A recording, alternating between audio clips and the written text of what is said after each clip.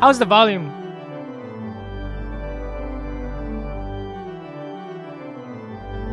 What remains of Edith Finch?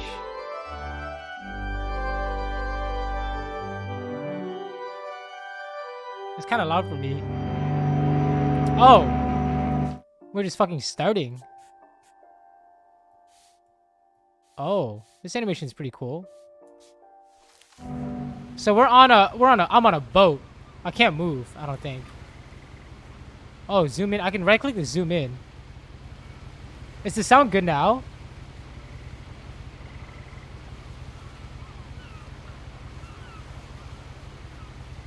Looks like a tour boat or something. Oh, yeah, the Chinese takeout, bro.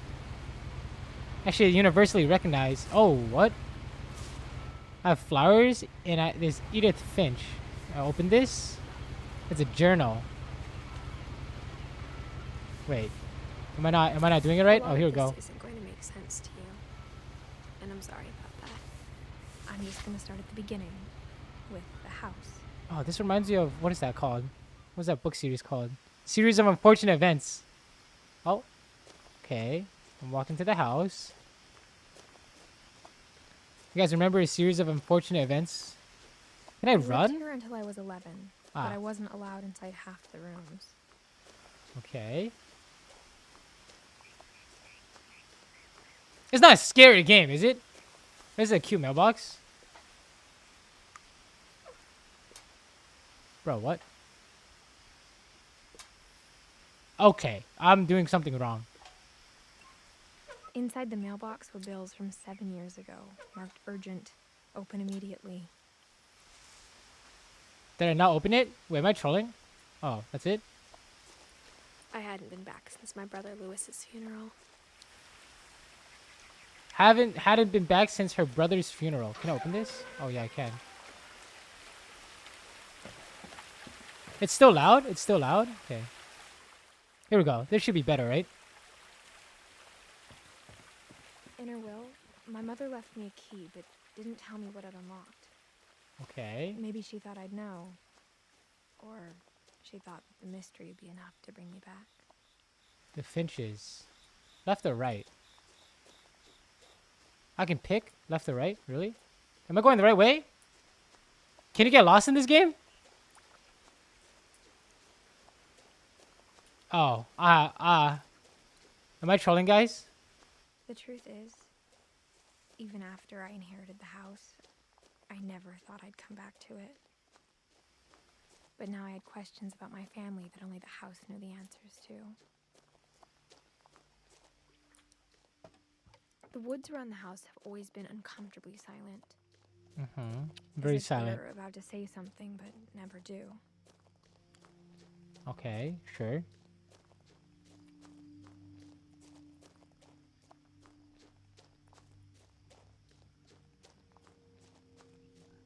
Definitely one of those compelling story games, huh?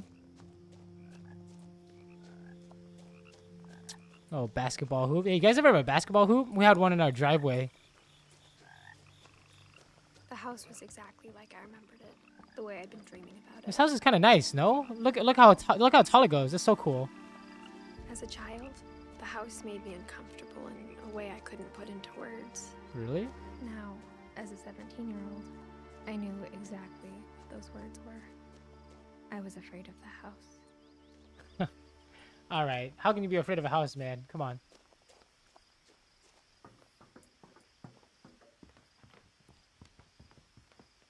Put that key in there. I hoped the key might unlock the front door. It won't, right? It didn't. Yeah, it's some spooky shit, bro. Unlock something spooky. Looking in, I felt like the house itself had been waiting for me. Bro, is this Harry Potter? Is the house alive? How do I open this door, bro? What? Do I have to find I have to find another way in, actually? Wait, so I'm not Edith Finch, right? Is Edith Finch mom? Or no, that was my journal? I'm Edith Finch? There's always a way in the back. Our back door was always unlocked, you know? It's just unlocked, guaranteed.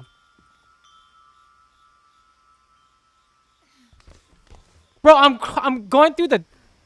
The dog? Oh, Sliding door used to fuck. be a lot easier when I was 11. Fuck. Dude, that scared me. What is that? Jesus Christ, man. Is this a car? It's a car. Okay, I'm in the house. How do I get to the rest of the house? Got some like tools here, I guess. Do I pick up anything or no? Light switch? The power had been turned off the night we left.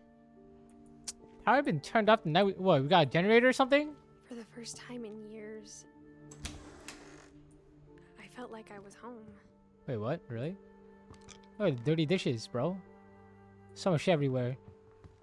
It's a very homey home. I kind of like it.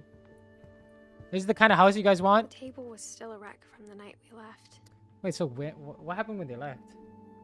It was like a bomb had gone off, killing everyone but sparing the furniture. Chinese takeout the night we left? Nothing in the house. Whoa. Looked abnormal. There was just too much of it. Oh, it's a smell, nice... Too many teeth. This is a nice place, right? Even the fireplace had a story. Edie told me the bricks came from the original house after it sank. What? Original house? Wait, in-game sound too low? Okay, I made it louder. I mean, this is pretty cool so far. I'm just walking around and stuff, but Mom it's already always told it's me kind to of stay compelling. out of the basement, so I wasn't too surprised when Stay out of the basement, bro. It's like fucking bodies in the basement always. Oh, I can go upstairs though. Oh, this is the seat, the thing you sit down and you go up. After Milton disappeared, Mom sealed up all Milton? the bedrooms. Is Milton a Then cat Edie or her brother or what? retaliated and drilled peepholes. Edie retaliated and drilled peepholes. Peepholes into every room? Do I go in these rooms? Oh, what the? I spent a lot of time playing in Great Uncle Walter's room. This is Great Uncle Walter's room. I think my mom sometimes regretted not sealing it up. Oh, okay. This Louis is a told me nice there room. were secret passages, but I never believed him. Wait. 20,000 Leagues Under the Sea. My dad made me read some of this shit. You know what I'm saying? The great classics. The abridged versions. Turns out, my mom was really good at keeping secrets. Whoa. What the fuck? Now it was time to find out what my mom had been afraid of. What? This is so cool. From the paintings What? on the wall, it was clear my brother Milton had been here before me. Wait, her brother found the secret place? Reading this, maybe it sounds like I had a plan. But I had no idea what was behind that door.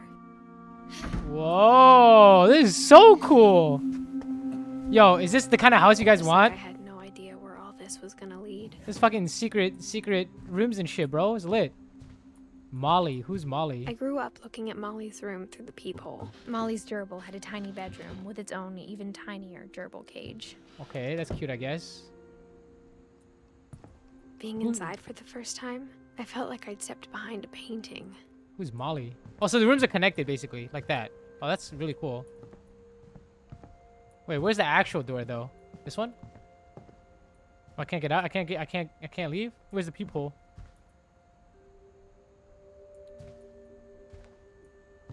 Oh, I'm looking for my friend Molly. You guys, come on. Molly Finch. December 13th, 1947. 1947. Dear Diary, I'll be gone soon, but I wanted to Gone tell soon. somebody about what's gonna happen. Was she running away from It home? started when Mom sent me to bed without dinner. No dinner, bro. I What? woke up and I was starving, so I looked around Oh, for something so to I'm eat. Molly. Oh, don't eat the gerbil, bro. What the fuck? The gerbil food was dry, but I didn't mind it. What? What? Bro. My Halloween candy was all gone. Okay, true. Halloween candy gone. Mom, can I come out now? Dude, she got locked in? Sweetheart, it's late. Go to sleep. She got locked in? Who gets locked in, bro? I did not have a lock on my door when I was a kid. Did you guys have a lock on your door when you were a kid? Wait, this is the... Where does this go? Oh, this is the bathroom. She has her own bathroom? What? I kept eating and eating. Oh, what? No, what? Don't eat this. What the fuck? Bro, what the fuck? I ate a lot of things that night.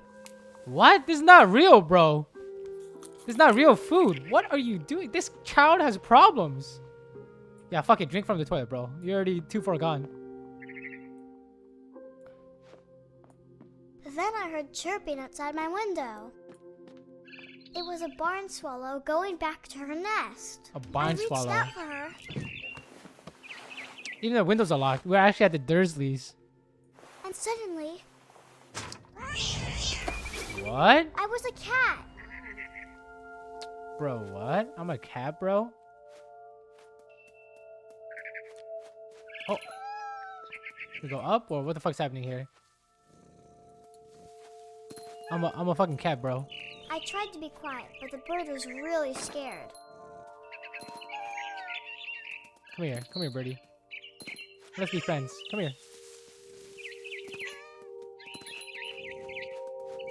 I'm fucking Nidalee, bro. Look at this. I'm pouncing. Yo, let me cue you, bro. I jumped and I almost got her. Fucking Quinn looking ass. I could tell she was getting really tired. Oh yeah, I'm coming for you. Now I was up in the big tree. Bro, how do I get up there? I Okay. promised Dad I wouldn't climb it anymore. Wait, All so cared I about was normally turn eating into a that cat? mommy bird. I gobbled her up, What the fuck? Okay, I got him. and suddenly I was an owl. What?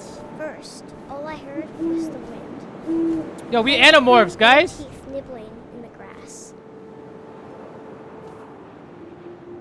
Okay, I'm an owl. This is kind of cool. There's teeth nibbling in the grass. I gotta find the mouse. Where's that mouse at? Oh, there it is.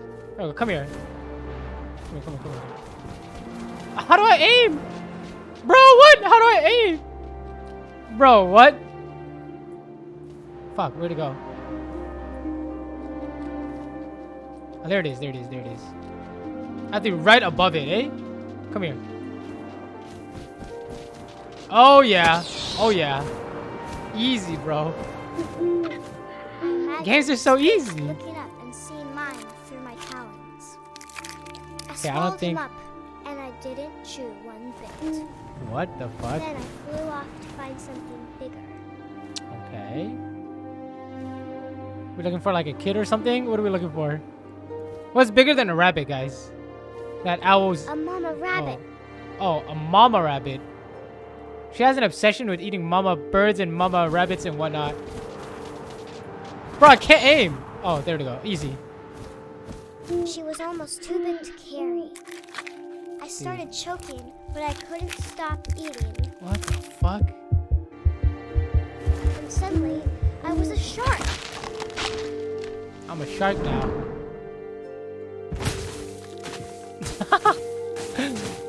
Bro, I can't. Oh, that's gotta hurt.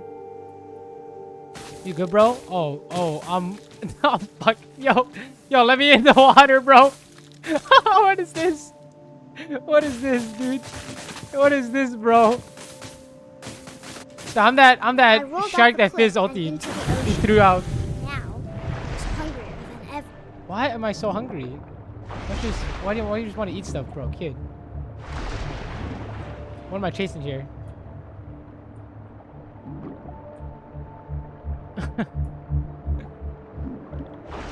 It's because mom didn't give me dinner. I mean, like, yo, when my mom didn't give me dinner, I didn't turn into a shark, you know? Oh, a fish. How do I eat it? I can't even aim. I can't aim down. Oh, I can. Oh, I can. Oh, give it to me. Come I here. wanted fat, juicy seals. Okay, I'm trying to get you a juicy seal. Please cooperate, shark. Bro, what? Bro, am I not hitting it? Bro! Oh, I tore off her flipper, and it tasted really good. dude, this kid has issues. Where'd the seal with no flipper go? Yo, this kid has issues, man.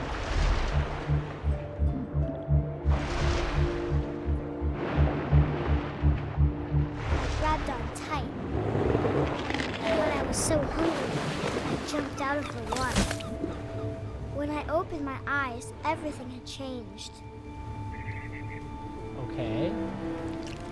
Oh, I'm a snake, bro. I'm a snake, bro. Now I was a monster, and I smelled people everywhere. What the fuck? I'm a monster? What am I? Fucking... Wait, am I an octopus or something?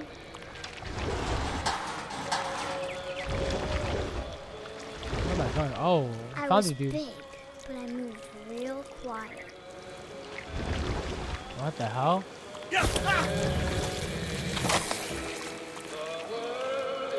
What the hell?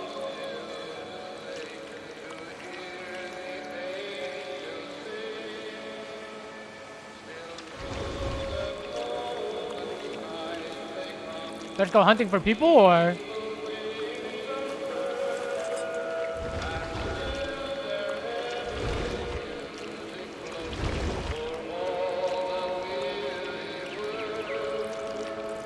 Where am I going?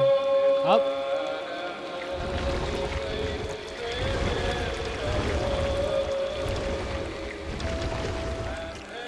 Some else being that gerbil food? Be true. I wanted to stop, but also I didn't. Alright, where are the people at? These are your solo queue teammates. I'ma eat them all. Come here. Oh yeah. Another one. Come here.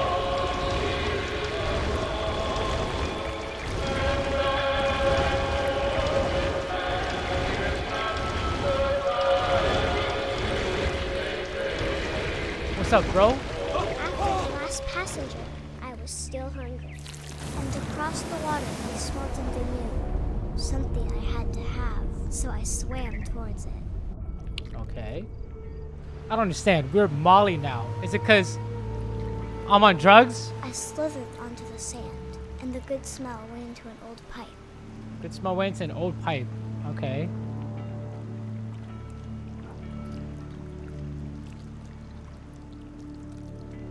I'm ooga boogieing my way. Oh, what the fuck? Wait. Wait, isn't this my bathroom? Yo. Hello? Chat? Is my fucking bathroom or? I got closer and closer. What the fuck?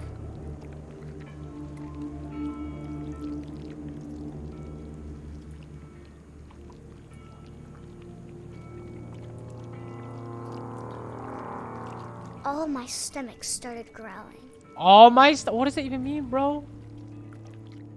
What? And suddenly, I was me again. I What? held my breath for a long time, but I couldn't hear anything. I think it's waiting for me to fall asleep. But it's not going to wait much longer. It needs to feed, and we both know I will be delicious. What?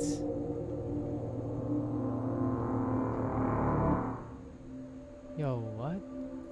What the fuck? So, Molly just fucking disappeared? Molly. I'm not sure if I believed all of that, but I'm sure Edie would have. Edie? Edie is? Who the fuck is Edie? Oh, 1917 to 2010. A grandma or something? Oh my gosh, she lived like 100. She's lived to 103. Edie like Edith. Okay. I got the sense Edie had spent a lot of time here. Wait, so before Molly my died mom when she was sealed the 10. doors. Okay. Molly fucking disappeared. Do I turn into a cat? Hell no. This will be obvious later, but my mom never told me any of these stories. Edie would have, but Mom didn't like bringing up the past. Though, when we adopted a stray kitten, she was the one who named it Molly. Oh, that is kind I of spent a lot of time in Great-Grandma Edie's room. great grandma. Her room was like a museum. For 500 years, Is this game the linear? Finches have been famous throughout Norway for their fortune and misfortune. Is it linear? Okay. Oh, next slide. How does this shit work? The fuck? Odin Finch buries the latest victims of the family curse. Family His curse. wife Ingeborg and their newborn son, Johann. What is the family curse? Oh my god. On January 7th, 1937, he set sail with his family and his house, hoping to He leave the set curse sail with his behind. house. Chat, can you set sail with your house? Hello? But 40-foot waves off the coast of Washington send the house and Odin to the bottom of the sea. You don't say. Odin's daughter Edith, with husband Sven and baby Molly, step ashore on their new home. Oh, Orcas okay, Island. I see. So Edie's daughter is Molly, and her husband's Sven Skaren. Odin Finch is the first to be buried in the new family cemetery. Okay. His daughter Edith is already dreaming of a new Finch house. Okay. They made that shit themselves? No way. Oh, that was it. But how do I turn this off? No. How do I leave? No. How do I get out? Chat, how do I get out? Yo. Hello? Oh, I pressed down. Whatever's wrong with this family, it goes back a long ways. Okay, cool. We got a family tree. Wait, so I'm Edith, right?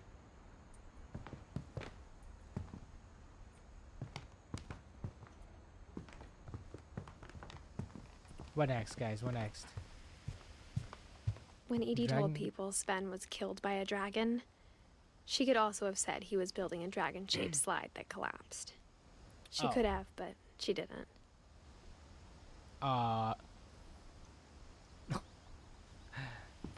That sucks. One summer, they evacuated the island, but Edie refused to go. For a Evacuate? few weeks, she was a celebrity. The fuck? You become a celebrity for not evacuating a fire? Is that true, or? I hadn't thought of myself as Edith Jr. for a long, long time. Okay. Edie gave a big interview about a mole man living under the Finch house. A My mole mom man. was furious. Mole man. What? Animal? These shapeshifters? What's happening, guys? Okay, what do I do next? How do I know where to go next? Even in her 90s. Sometimes Edie seemed a lot younger than my mother. Whoa, this is a comfy bathroom. Oh, frog. Some rubber duckies. The only trace Grandpa Sam's first wife Kay left on the house was the pink bathroom. Oh, this is his first wife. It was a pretty big trace. Oh, would you guys shower in this?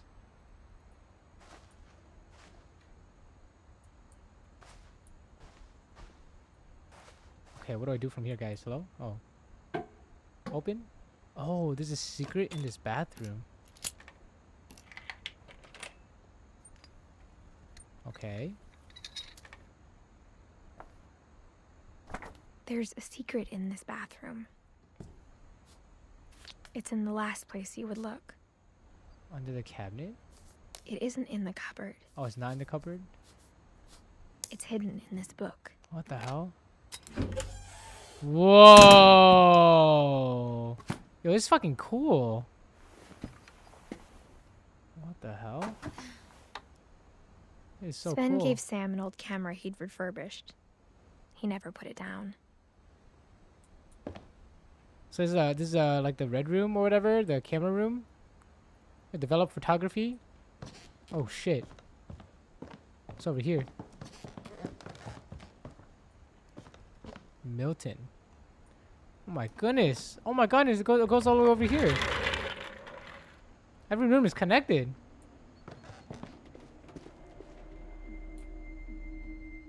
This is pretty cool. Every room is just connected. Wait, I don't want to go back. Okay.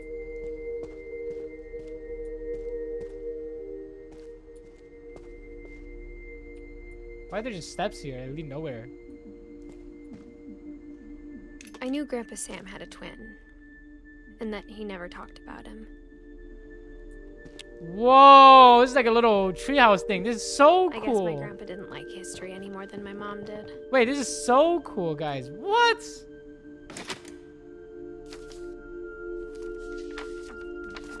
How I Want to Remember My Brother by Sam Finch. The thing I remember is that when he made up his mind, that was it. Okay. I have a broken foot.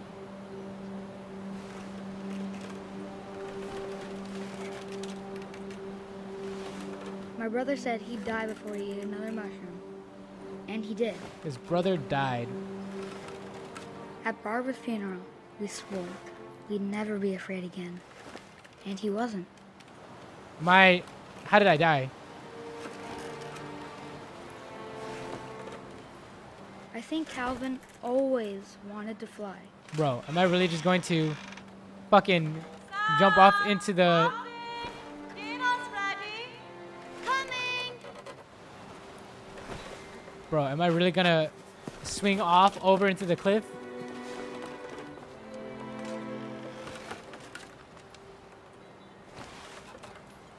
How do I get off? Do I get off? Oh, I can go. Oh, I can do this. But that day, he finally made up his mind to do it. Bro. I told him going around was impossible. Did you guys ever Maybe get if I scared hadn't said that. doing this swinging stuff? You get to a certain height and you get scared? I'm not gonna tell you again. Maybe if the wind hadn't picked up, Oh my god. Oh my god. then maybe he'd still be here. But I doubt it. Bro. I think he'd already made up his mind. What the fuck? That's what I want to remember about my brother. Bro. Oh, what the fuck? The day he made up his mind to fly. And he did.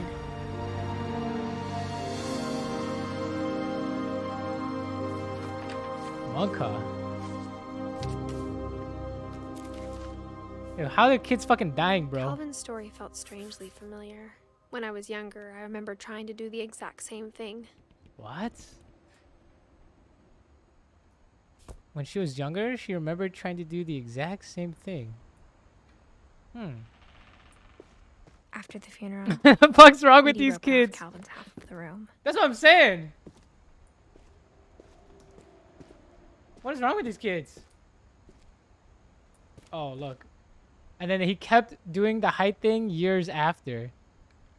Is that depressing? It's pretty depressing. Mom said Grandpa Sam enlisted at 18 and never set foot in the room again. Whoa, this is very cool. What? Everything's just a secret door. Hell yeah, bro. Very cool. Yeah, what's in here? What's in here, bro? The passages were a pretty tight fit. They'd obviously been built for smaller hands and bellies.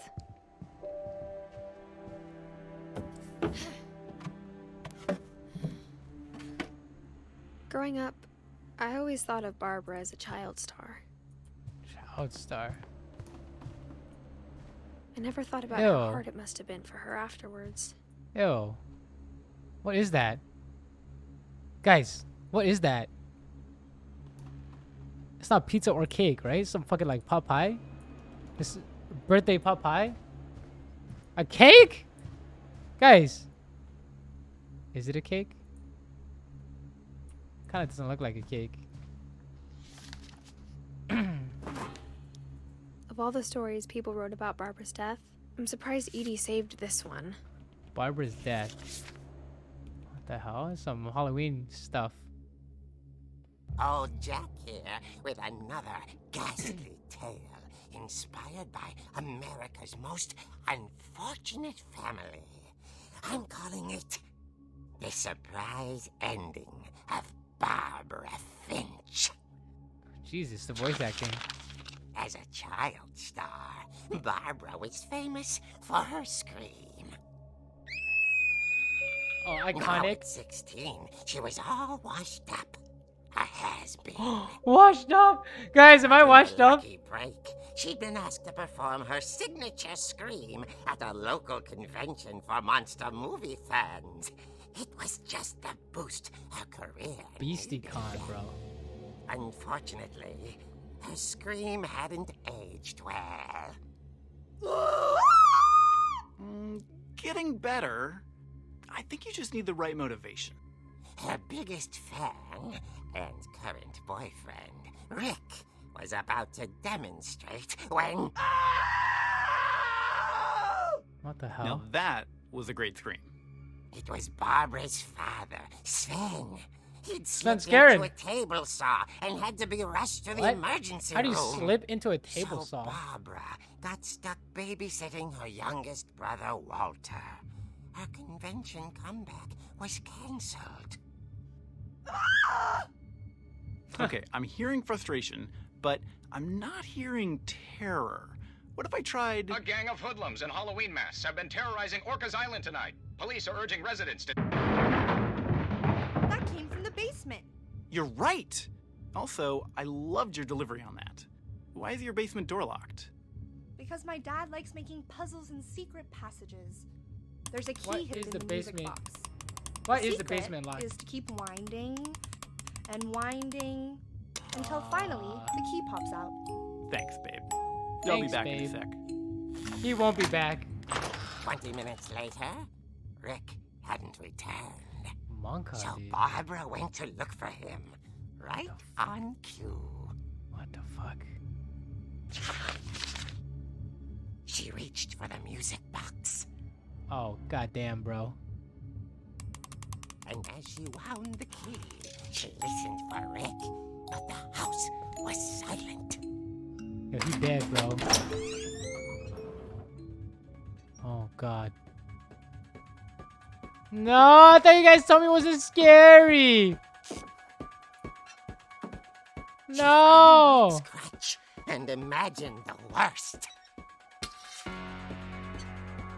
Oh, God. Handprint, bro. Wow, bro. Bro, I thought he was so... Oh, he's gonna scare her, right? The gang's leader is the infamous Hookman killer, Dr. Carl Hamill, who impaled and then ate his family 10 years ago tonight. The fuck, dude? Yeah, I don't wanna watch. I can't watch. Rattled and grew still. He's like, it's him pranking her, and then they die or something. Oh dear! Oh! Rick?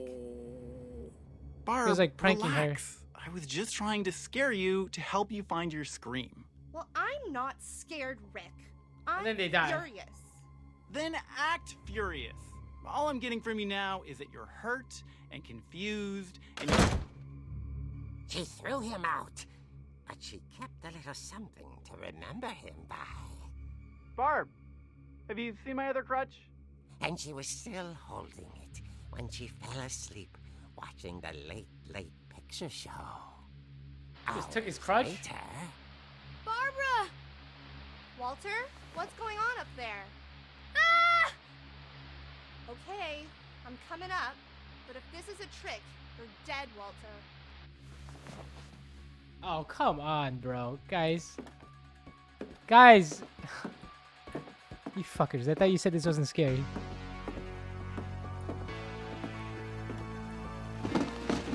Bro. Nice skates.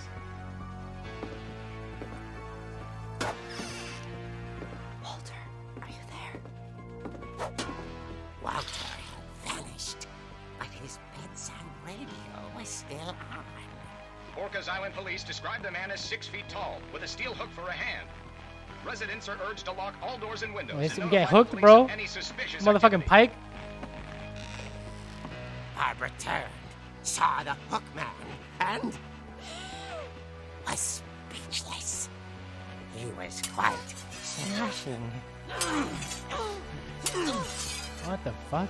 Oh my god. And he was. He couldn't get enough of Barbara. There's gotta be another way out of here. Oh, secret passages. This way? Which way are we going?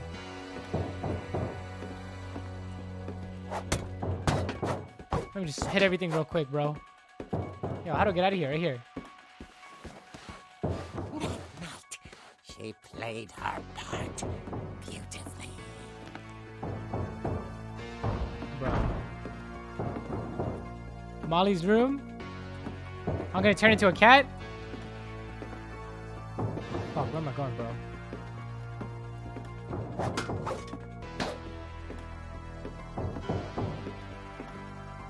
Molly's door hadn't been opened in years. The hinges groan.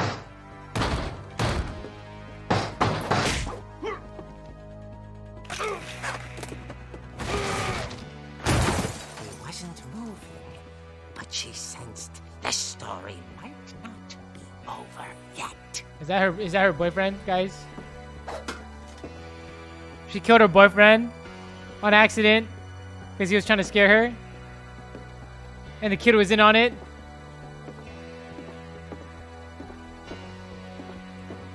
Wait, he's gone. Had vanished. The fuck? Where'd you She go, bro? listened for his breathing, but all she heard was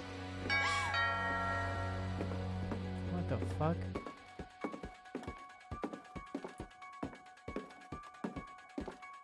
at the door. She heard whispering. It was coming from inside the house.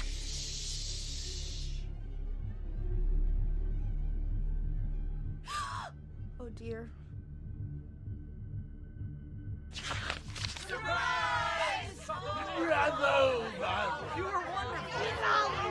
The monsters had come to surprise her. Oh. For Barbara, it was a dream come true. How did so many fuckers get in the house? And she saw what kind of monsters they were, and she realized what was about to happen. She was going to be famous. And with her final breath, Barbara Finch gave the performance of her life. What the fuck? I wasn't there myself, but I hear Barbara was magnificent. Poor girl. She had a taste for stardom. But unfortunately, so did her fans. Of course, the police blamed it all on poor Rick, who disappeared the same night. And little Walter?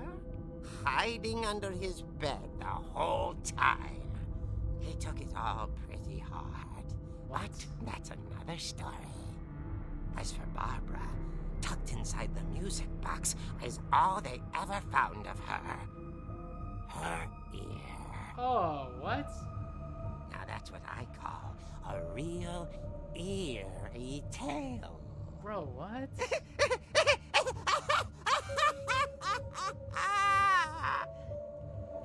Bro, is just everyone dying in weird ass ways? Bro, what?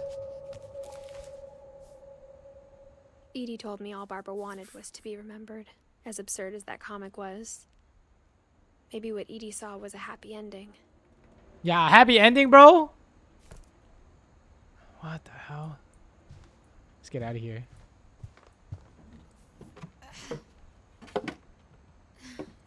Infinite secret passages. I guess Look at now this. I know why Mom didn't like me playing with the music box.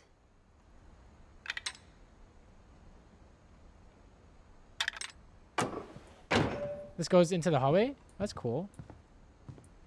That's pretty cool.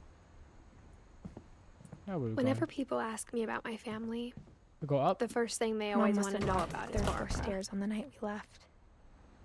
Oh, I can't open it? Can't open? Edie's father, Odin, built the original house.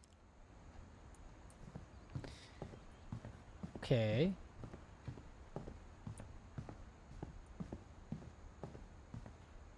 Calvin. My Grandpa Sam spent 7 years sharing a room with his dead brother, Oh. Calvin. Oh, okay. So I see. Gregory. As a kid, I just assumed every house had peepholes and sealed rooms you weren't allowed inside of. Wait, what? I thought we were already in this one. It's funny. All those times I played with the music box and never found the basement key. The last time I was in Edith Senior's room, I was We already 10 did all and these. she was painting my We did all portrait. these. We did all these. Now what are we doing? Now where are we going, bro? We did Molly. Get the key in the music box like the comic. Oh, fuck, you're right. I don't want to go to the basement, bro. Man. How come in these games you never have a friend to follow you? You know, just like keep you sane. Edie told me once that every Finch who ever lived is buried somewhere in the library. Buried somewhere in the library. I'm good, dude. You know what? I'm good. Where that music box at? Here? Somewhere? Oh, right there. We're your friend. Twitch chat's my friend. I guess I don't have to do this alone, huh? Wee! Spin, spin, spin. Bro, what?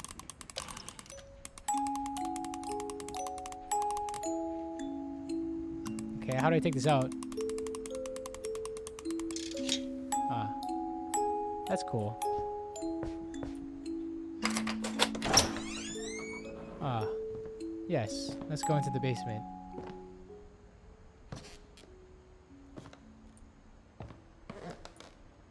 It's normal. Normal looking basement. Pool table. Sven Scares Mom room. said the basement was off limits, unless I wanted another tetanus shot. Tetanus shot. I saw Edie sneak down to the basement once, carrying packages. Can't see anything, bro. I thought maybe she was hiding presents. Presents, bro? It turned out she was hiding a lot more than that. What? What? What is this, man? I remember asking Mom once about where Walter had gone. Where did Walter go? She said after Barbara died, he got as far away as he could. If there's a What? pattern in all these stories, You can survive down here? I think it's that none of us has gotten very far. This is Walter's room? In the basement? Goodbye, everyone. I can't believe I've been down here for 30 years. What? What do you mean you've been down here 30 years, On that bro? first day, after the shaking started, I didn't think I'd survive a week. What? Bro, what? But after a few days, I settled into a routine. That's what kept me sane.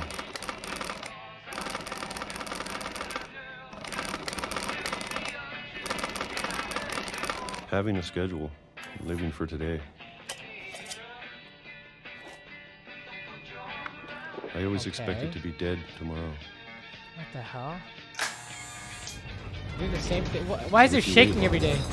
You get used to anything. January 1976. It's the 5th. Bro, open the shit faster, dog. Even a monster on the other side of the door starts to feel normal.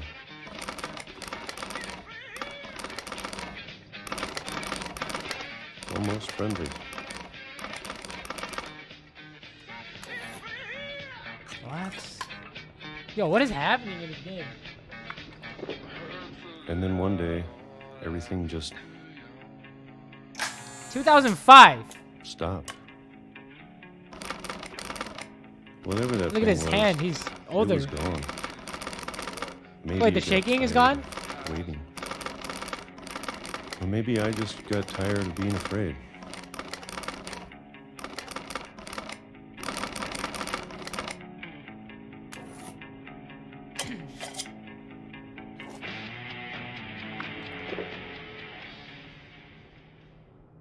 It's been a week now, the longest in 30 years. I'm done waiting. So he spent I 30 have to years in leave. here. Well, I still can. Bro. What the hell?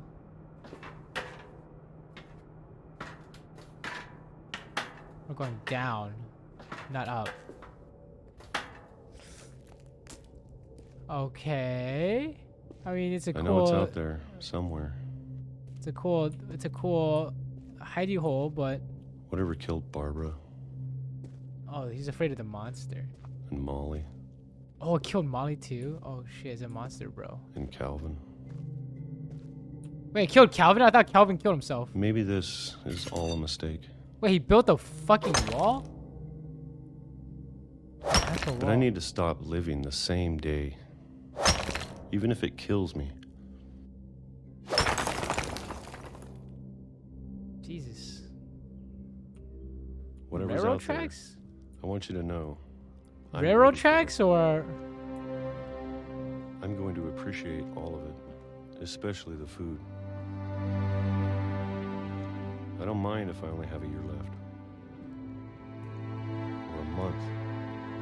So he hid here to hide from the Single. curse? I'd be happy with one new day. I can already imagine the sun on my face.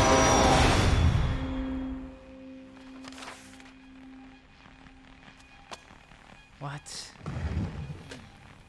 He's just fucking dead, or? Walter died when I was 6. I can't believe my mom never told me he was down here. Well, he died on the train. What? How did he died on the train tracks? Bitch, what? This I'm guy was sure just my fucking mom down. was trying to protect me. Bro, what? I thought my family was weird, bro. Oh, that's why his room is shaking. Oh, what the fuck? Because his train above him the whole time? Maybe she was afraid. How's there a I'd get train next to our Walter. house? How's there a train next to our house, though, guys? But if she never told me about an uncle under the house, I can only imagine what else she was hiding. Is this the trash? I don't want to make the same mistakes she made. Ew. Trying to bury something that's still alive. Where's my flashlight, dude?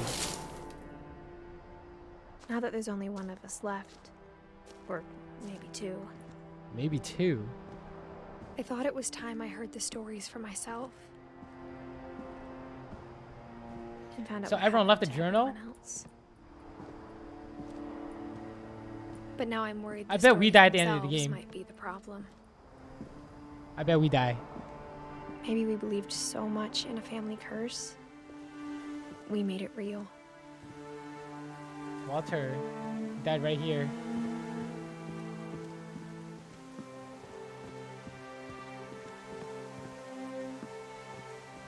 Okay.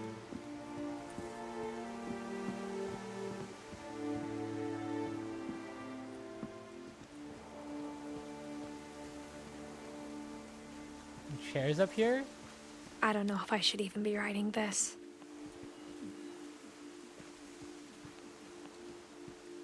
Yeah, whole family writes diaries. Huh, interesting. Maybe it'd be better if all this just died with me.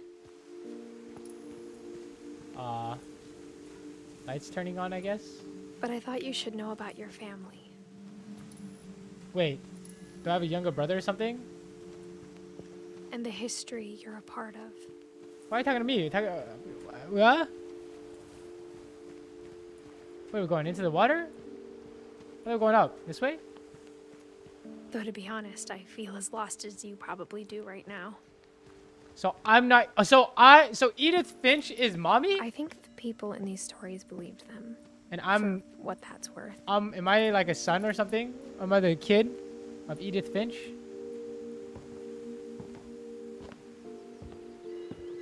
And mom died, and I went to the house or something, right? Is what I'm thinking right now. And when you look at the house, that history of imagination and stubbornness and madness, any of it seems possible.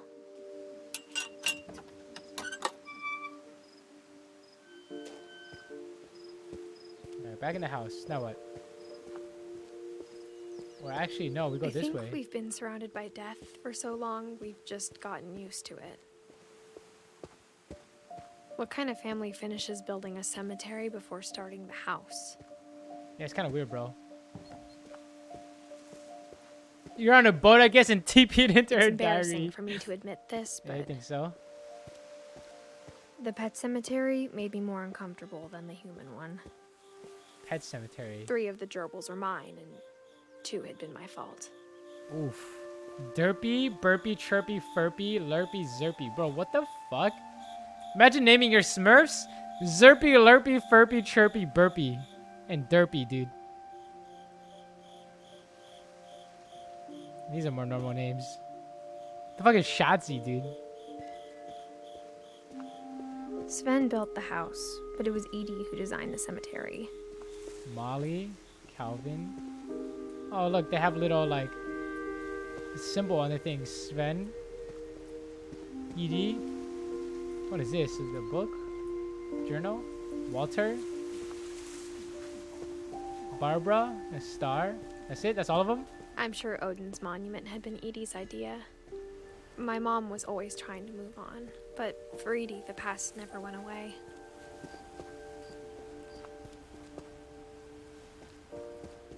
She could see it poking out of the water at low tide. Oh, is this the wreck?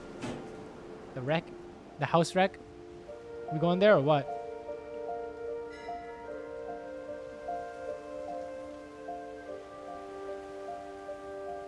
I don't understand. What am I doing with this? Oh, I'm zooming Edie in. said she dreamed about the old house every night. Every night. Okay. That's it?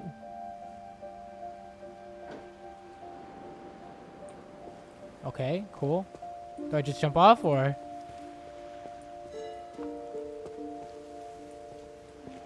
Am I supposed to use this more?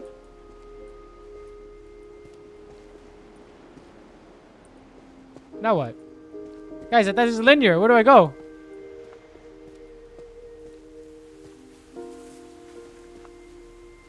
Why is it blinking red? I don't understand. Okay, I guess I'm leaving. I'm leaving. Edie's side was always easier for me to understand. But the older I get, the more I can see where my mom was coming from. So, Her dad had been pretty strict, but it wasn't enough to save her brothers. She was just trying to do better.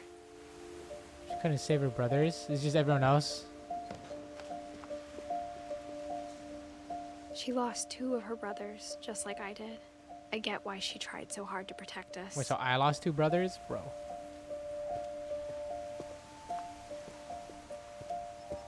My streamer many can't things even I play a wish I could linear ask my game. mom Come on, now. guys. Part of me thinks this is what she wanted all along. For me to come back someday. And find everything out for myself. Okay, let's go up. Do I have to do everyone's death stories? Are there more? How long is this game?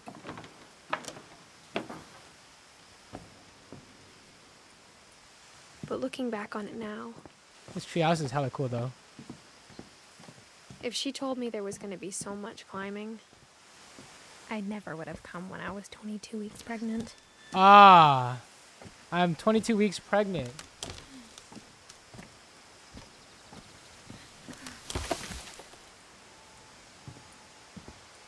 Well,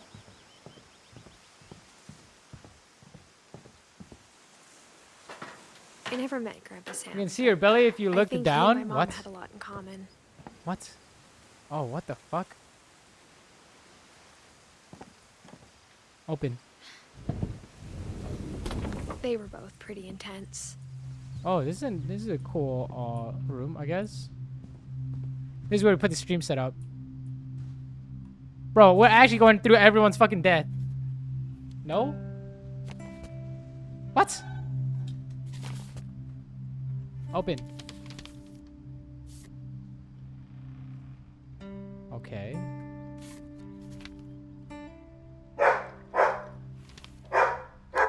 Oh, Nar! Dawn, Shut I up! promise. I You'll kill never you. Forget this weekend. Yes, sir. These memories are gonna last a lifetime. Hmm?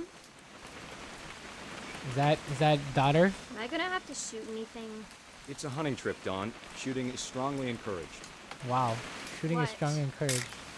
Perfect. It's gonna rain the whole weekend, isn't it? I will never forget this weekend, Dad. Okay, got it. I'm gonna take some pictures, okay? Just be careful. That camera's older than you are. Well, what am I thinking? Fuck it. Just take a picture of anything. Haha! Am I supposed to see something specific? You're right, Dad. It's starting to clear up. Still freezing, though. Jesus Christ.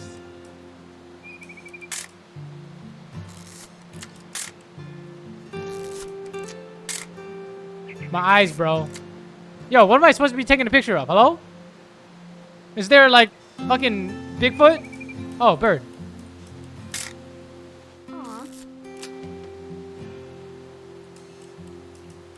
What is that?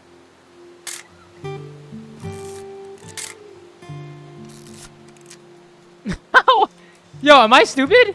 Yo, I took pictures of them. Is that it? Oh shit, oops.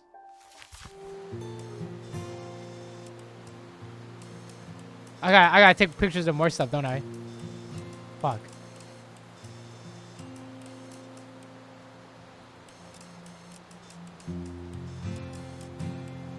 Is there anything interesting here? I'm insane, bro. Definitely should not have drunk all that coffee.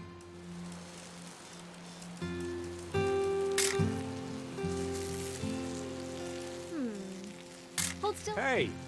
That's a Keck keeper. W. I'm just saying. I'm not always gonna be here, Dawn. Oh, that's You'll need depressing. to remember this stuff if you want to survive. I'll be fine, Dad. You know who else thought he was gonna be fine? Some guy who died. Dawn, I'm being serious. I know, Dad. You're always serious.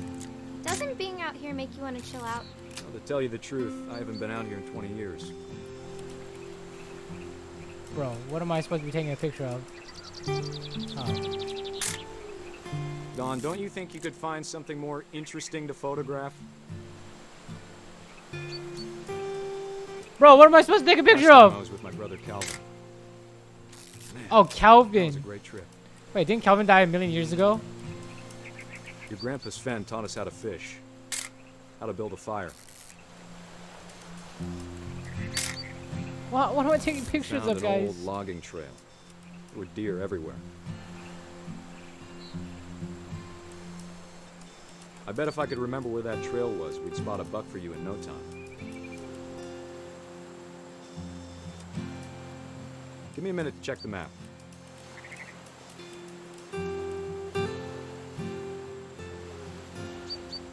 Oh, hello, birdie. Dad! Good eyes, Dawn.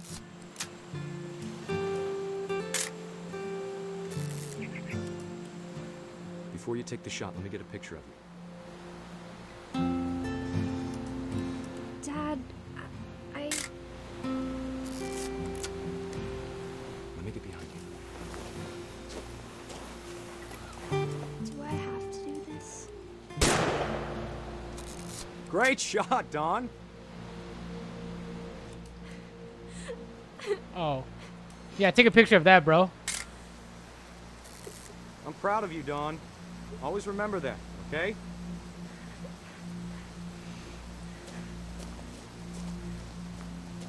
Yo, I'm coming up, bro. I'm coming up. Hey, don't be a bitch. Sorry, You Dawn. need- Just gotta reset the timer. She's crying, bro. She's crying. I'm like Keck W and she's crying.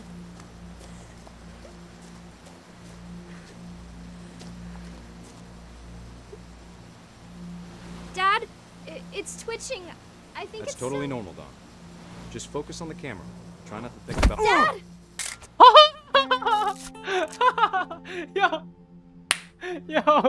Yo, there's no way. There's no way, bro. There's no way, dude. Of all these stories, that's the one I wish most that my mom had told me. Yeah, dude, that's a fucking comedy. What the fuck? Dude, what? Oh my god. Jesus Christ, dude.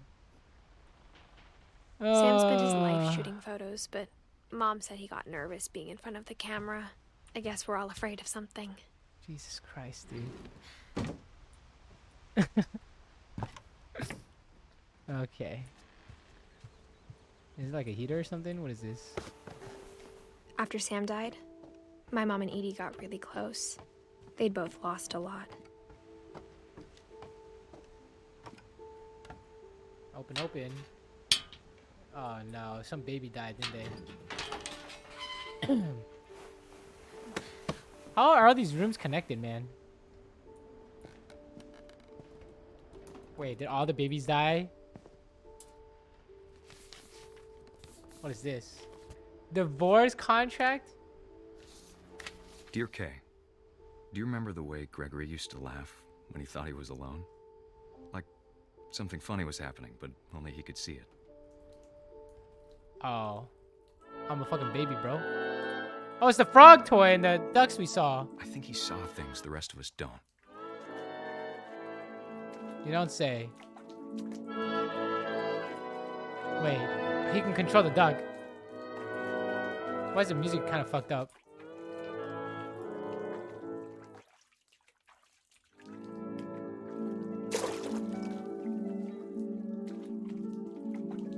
This is so depressing. What's wrong with this one, bro? Oh, I'm a fucking frog! Let's go, baby. Oh. Bend over, Gregory. It's time to... Hold on, sweetie. Oh, I'm dead. Hello? Woo! I'm a frog, bro! Look at this. I told you I don't want to talk right now. Oh, they got divorced. Oh, get the ducks. I wonder what he saw. Oh, got one. Let's go, baby. What his world was like.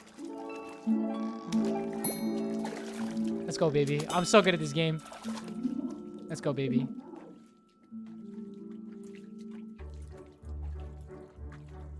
He Ducks are reminded me fun. so much of Calvin. What the fuck? Lost in his imagination. What the fuck is happening, bro?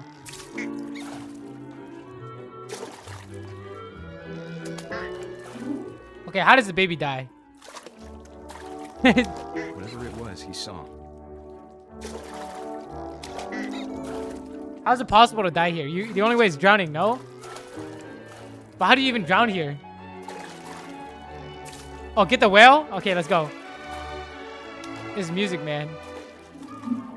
Go, get the whale! Hello, team? What are the ducks doing? Get the whale, get the whale. It sure made him happy.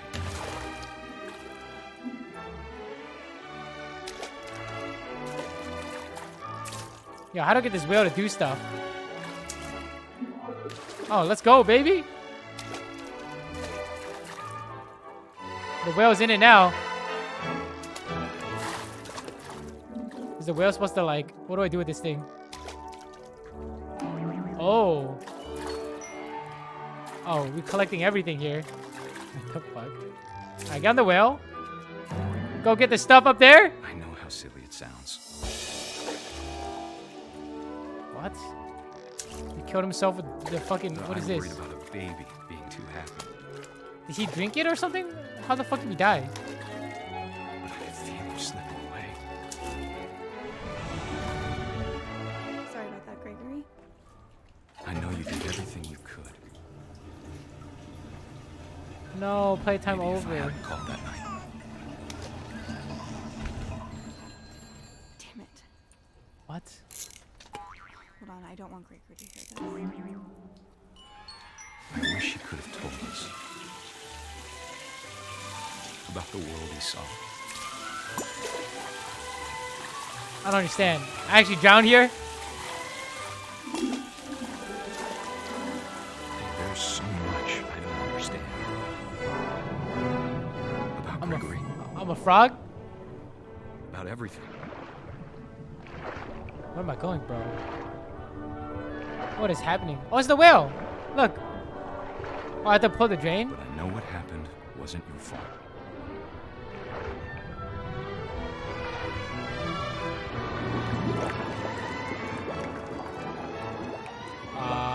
Sure as hell. What The fuck? And he'd want you to be happy too.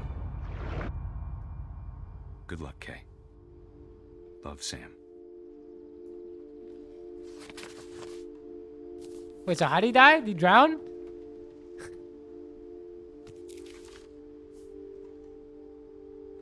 He was 1 year old.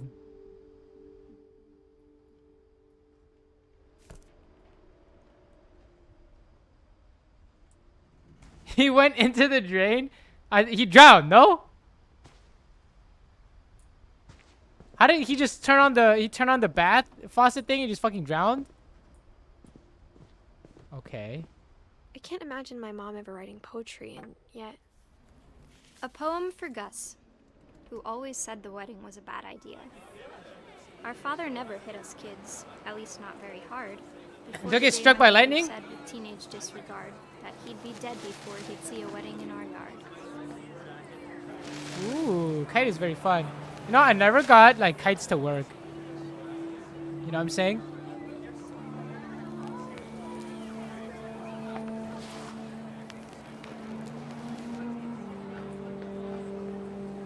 Where's this thing supposed to go?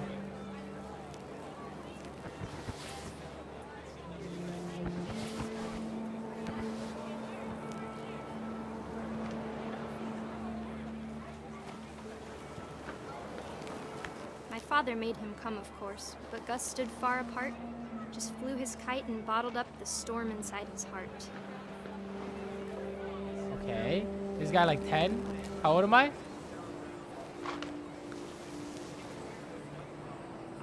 I tried to talk him out of it, but though he'd never met her, we don't need a stepmom, were the words that I We don't need a stepmom. And wife. You may kiss the bride. Do I hit them with a kite or? Nope, just kidding. I see that house in the background, though. The boathouse. Oh, what is this?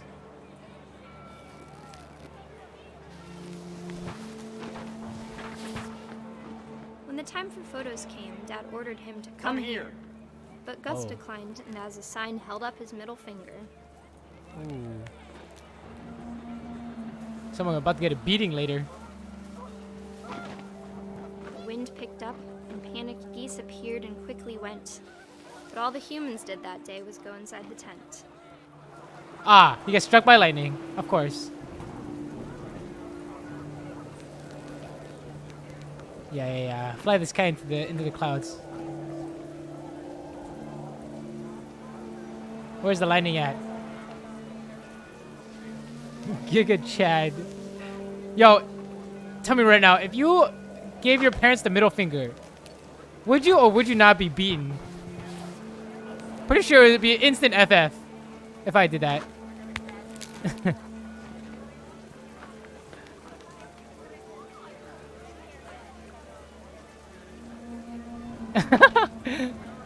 Oh shit. Oh, the words are here.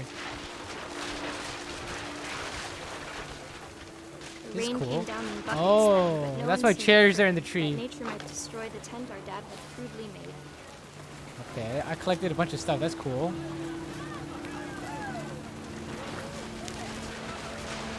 We Thunder collect all this sounded stuff. much too close and full of angry power. But all my father said to this was, "Make the music louder." Make the music louder. What the hell?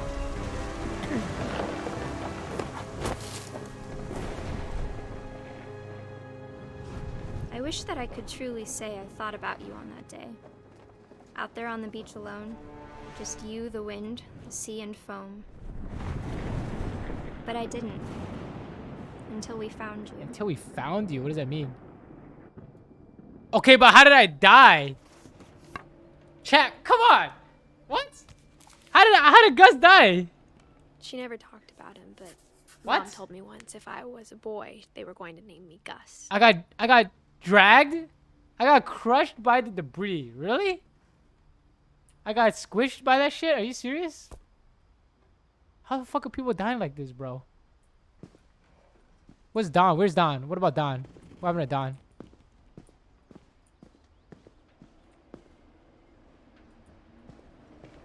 Ooh, rock climbing. Oh shit, you guys ever go rock climbing? My mom moved up to the loft after her brothers died.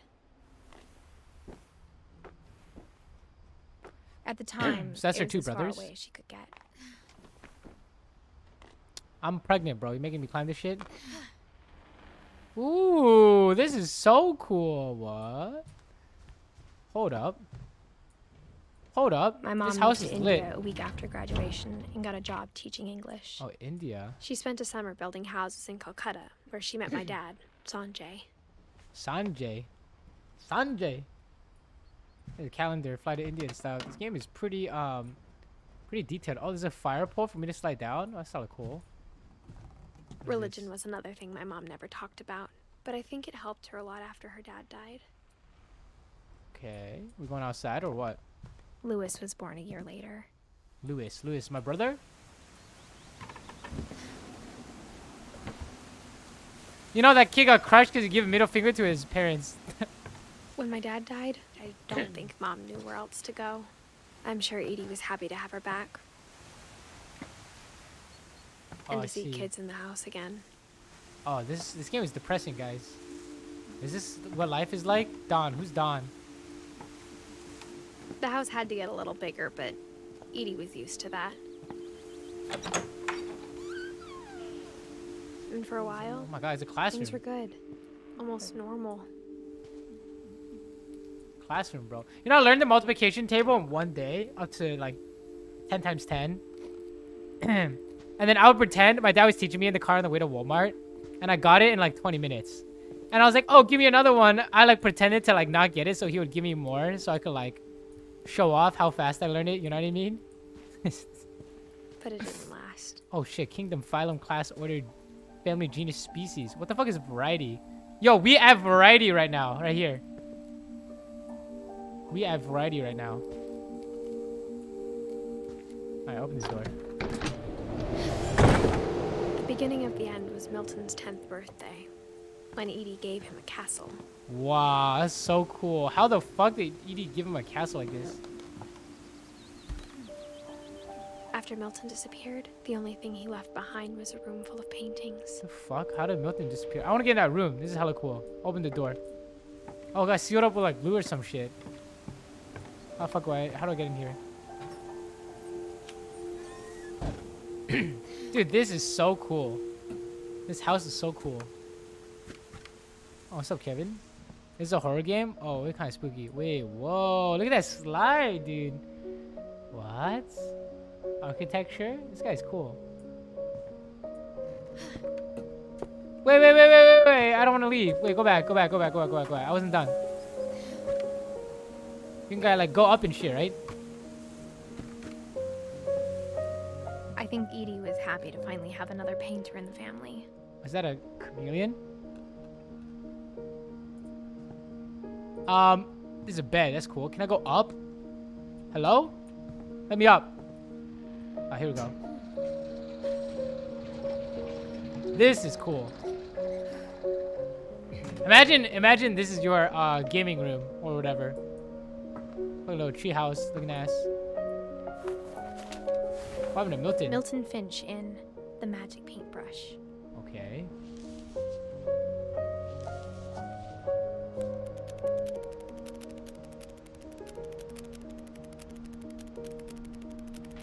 What the fuck? It's cute.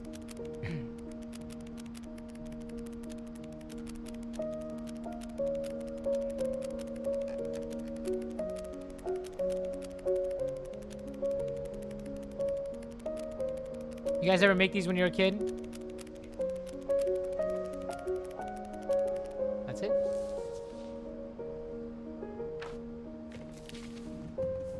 Yo, where the hell did Milton go?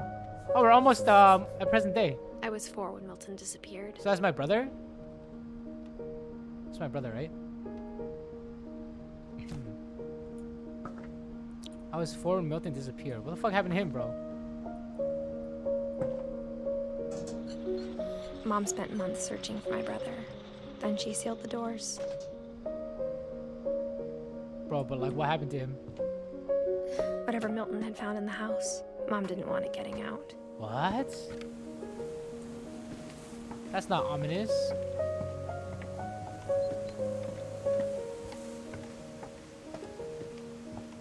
Oh, come on! I can't go this way? Bro, what was the point? Oh, I can see the forest and shit. Oh, that's kind of spooky. Yeah, we are in the middle of nowhere, guys. Milton was one of the missing person posters at the start of the game. I don't even notice. Super Hoagie, thank you for the sub. Let's go up. Yo, how does this shit not fall over during the window? Mom Can someone definitely explain? blamed Edie, Look at this. but I think Lewis blamed himself. Yo, how does this shit After not he fall over? graduated, he just spent more and more time in his room.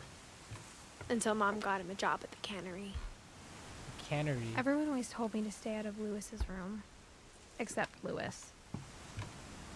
It's a boat. That's so cool. This room is lit. Open, open, open. It's so cool, bro.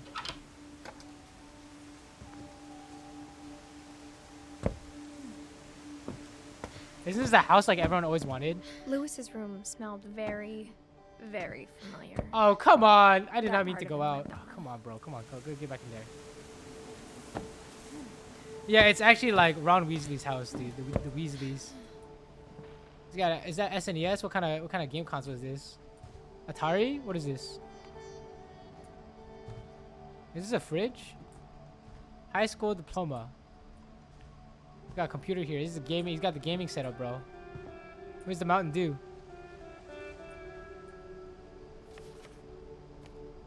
Don Finch.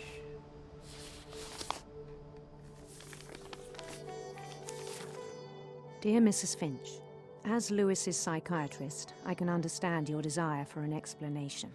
As I Bro. see it, the trouble began in January, shortly after we convinced your son to seek treatment for substance abuse. Did hella drugs? Oh. Newly sober, I believe Lewis first noticed the monotony of his daily life.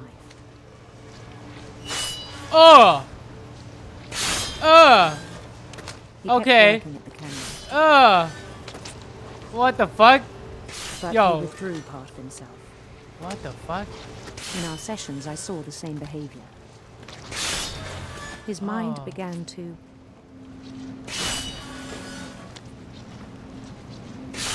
Poor fishies. wander.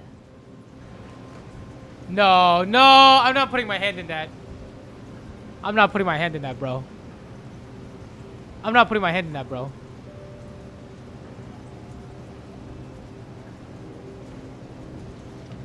Oh shit, it's a game. Oh shit, it's a game. I asked him to describe it. Oh shit, let's go. Up or down? He said he started small, imagining a labyrinth. No, not this way. Can't be this way. Yeah, I'm playing a game and doing fish at the same time, bro. He'd feel his way about. Okay, can't go this way. Then something He's a moved. gamer, bro. He's a gamer, Bats. bro. And toads. Okay. And things that have not names. Things that have not names, bro. He knew it Oh, was it's a all in fish. his head, It's a fish, bro. but he took it I very got fire. seriously. I got a torch, bro. I had hoped he'd find himself. Where are we going, bro? But he found something more. What'd I find? Wait, this is so fucking cool, though. I worried about him then. Daydreaming at the cannery. I spoke with his boss. But he said Lewis had become a model employee. Methodical, tireless, focused.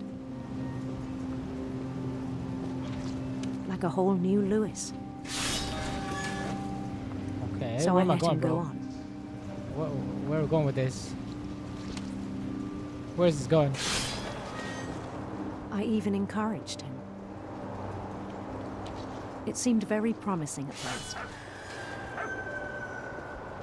I'm just playing a game in my He head. told Oh, me he'd doggo. made a new friend. Doggy. On the edge of a city he named Lewis Topia. He built the city up slowly, brick by brick. Fuck? Then he made musicians. The fuck?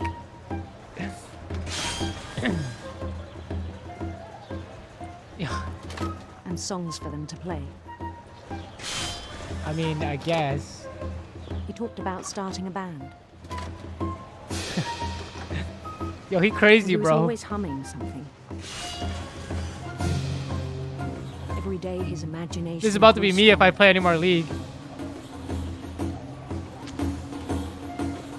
He no longer spoke at the cannery, He no longer spoke. but his chopping was as reliable as ever. Then one day it struck him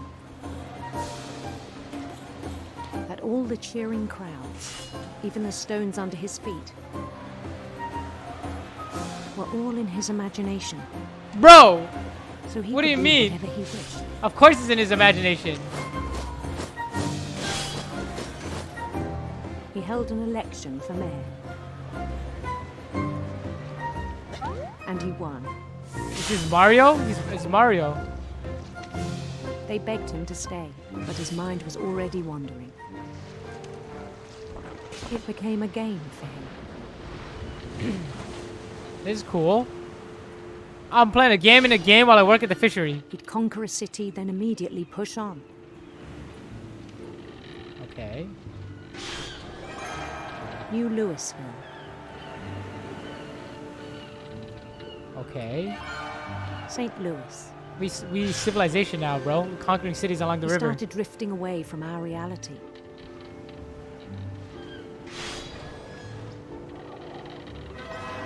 Minneapolis.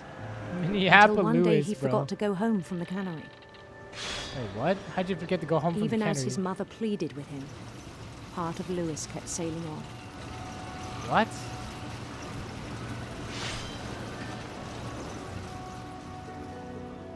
Bro, he just lost his mind? In Beautiful Louisville, prince, he handsome heard queen. rumors of a Oh, here we go. Handsome queen, bro. handsome queen.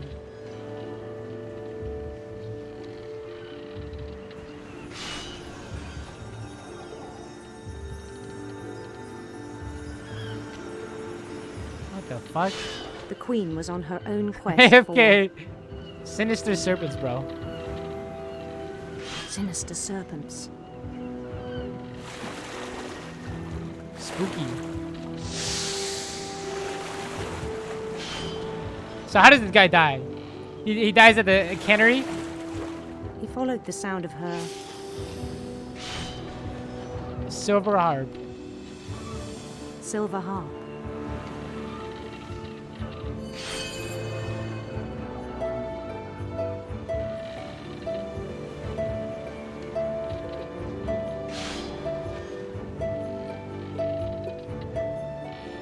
His chase led him to a golden palace east of the sun and west of the moon. Am I supposed to be still cutting fish? What am I doing?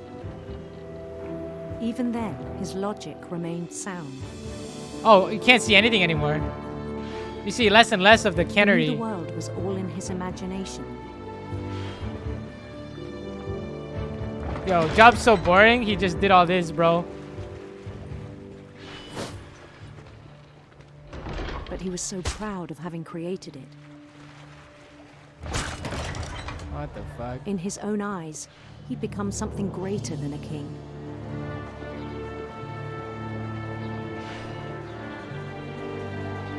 What is this game? What became of Edith Finch, I For think. someone who'd never known success in the real world, I think it was overwhelming. Bro. And then it struck him that the real Louis was not the one chopping salmon, but the one climbing the steps of a golden palace.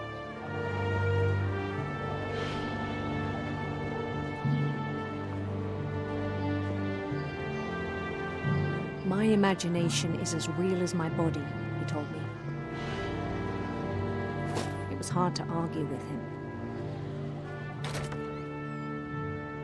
Oh. Oh no. Where the fuck am I now? The fishery? Oh no, dude. The cannery. Here we go. Is this my stuff here? The drugs? Oh no. That looks like a fucking DS or something, kind of. Trippy. Imperial Palace. Orca's Island. Isn't that just fucking Chinese food, bro? Began to forget the world we know. Ah, that's a lot of fish.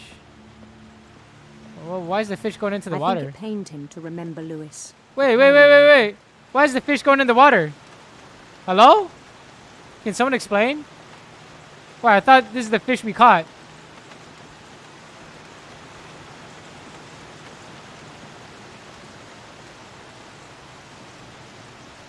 Oh, jeez.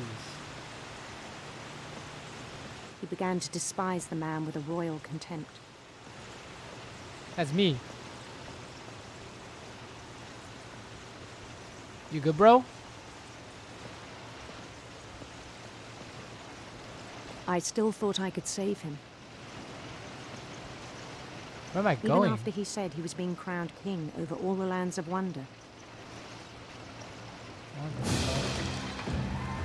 The palace. That's more like his it, bro. companions. Oh yeah, that's more like it, bro. Look at these motherfucking bards, bro. Motherfucking bard everywhere I look. Dude, it's a nightmare. Dude, I don't want no bard on my team, bro. Including the wise Calico who'd insisted on inviting him. Calico?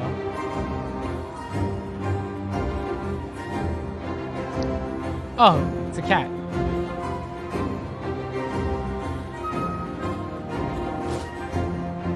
Dude, honestly, you could just watch someone playing this game and it's like you played it yourself. His queen waited, holding his crown. Dude, he was maidenless IRL, so he made his own maiden. There was only one thing left to do.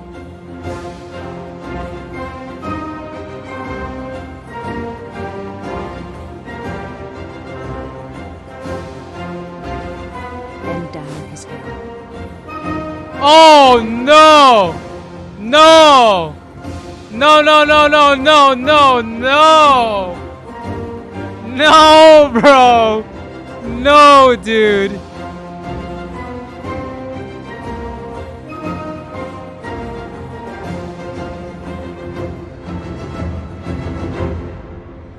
No, dude! The rest I think you know. Mrs. Finch, your son was a kind man who will be missed by all of us who knew him. What the fuck?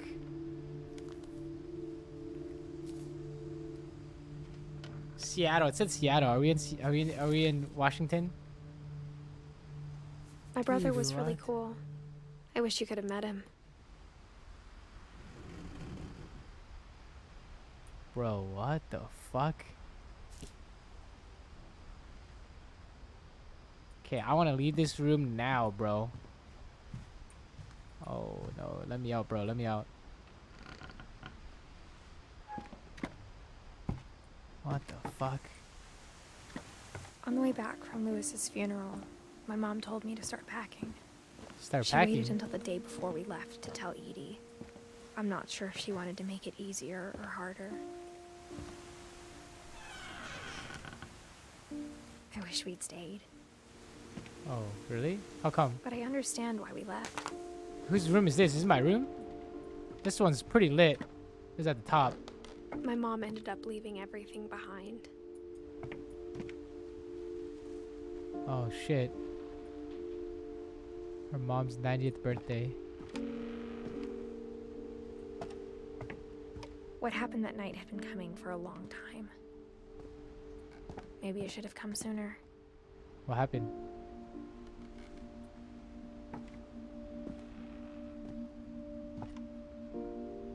But it had to going out? end one way or another.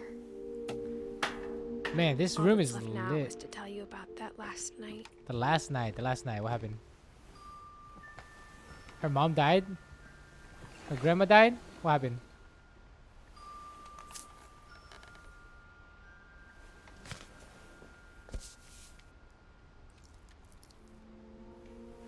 That whole last day, Edie just watched us pack and didn't say a word. Wait, that's so sad. Isn't that depressing? Until supper, when she raised her glass and said, "To our final night together, and Wait, that's all so depressing. our final nights apart." Wait, that's Grandma, so sad. You know what I said about alcohol. Some of your medications are very Edith, specific. I left a present for you in the hallway. Why don't you go open it? The grown-ups have to argue now. I'm sorry, you're right. We're all leaving tomorrow. Let's just enjoy our last... I'm not leaving. Edith, you're excused. Grandma's not leaving. Oh. Do I eavesdrop on what The happened? power had been shut off that morning, but Power guy? Edie always had plenty of candles. Okay. When my mom sealed the library, I don't think she knew about the other entrance. Oh. Or that Edie had a key to it. Still the library. What's in the library, bro?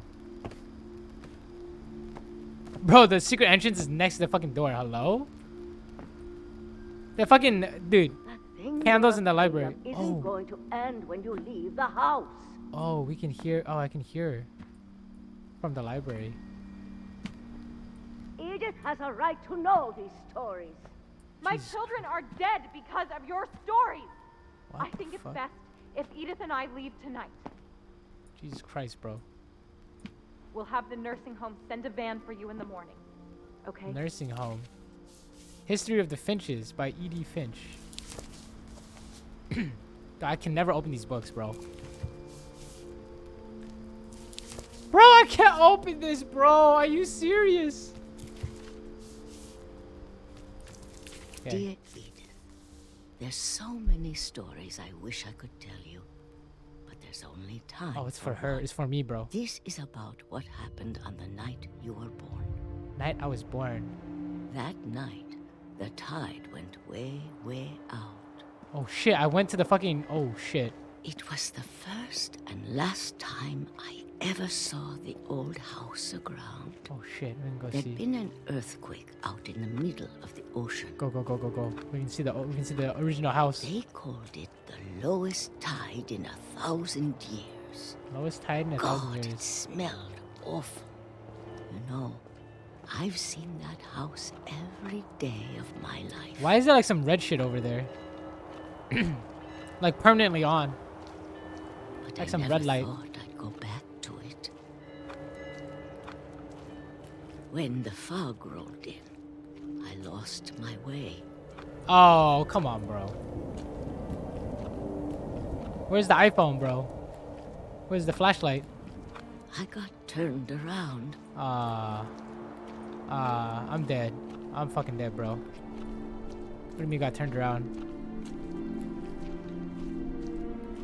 The fog of war. Am I even going the right way? For a while, I wandered. I wandered. Support not worded. Dude, the map is black. Seeing things. That's a deer? Oh dear. Things I'd forgotten had ever existed. Like what? What is this? But when I saw them, they felt like old friends. That night, This is how everyone a lot died? of things came back to me. Or maybe I came back to them. Open the door.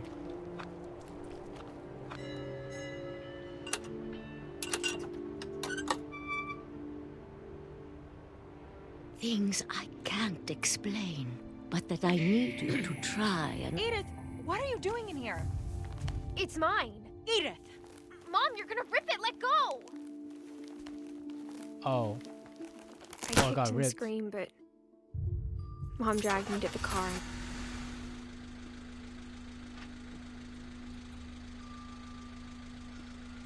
I never saw Great Grandma Edie again. Oh, goodbye, Edie. The next morning, the van came to pick her up, but she was already gone. Already gone, like dead, or already gone, like disappeared?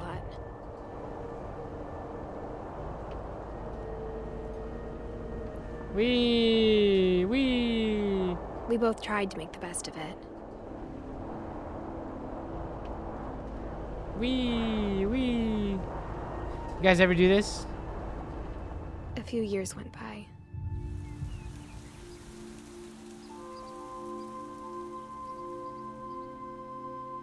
Okay. My mom didn't like to talk about it. But she started getting sick a lot. Monka. The rest happened Corona. pretty quickly. She got better for a while, Oh, Dawn is her mom. and then she didn't. And then I was alone. Oh, that's sad. The last Finch left alive. Spooky. Why is it so spooky, guys? Until I found out about you. Ah. Why is it so spooky? I'm still not sure what to tell you about all this. If we lived forever, maybe we'd have time to understand things. But as it is, I think the best we can do is try to open our eyes. And appreciate how strange and brief all of this is. What is happening, bro? What the fuck? Oh, I'm in the womb or what? Bro.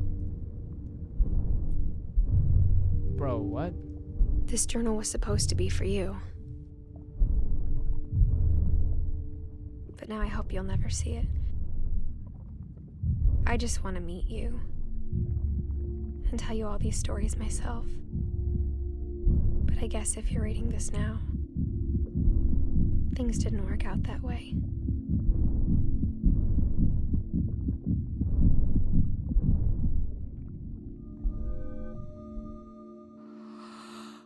This is where your story begins. I'm sorry I won't be there to see it. It's a lot to ask, but I don't want you to be sad that I'm gone. I want you to be amazed that any of us ever had a chance to be here at all. Good luck. Oh my god. She died at 18? And I'm the son?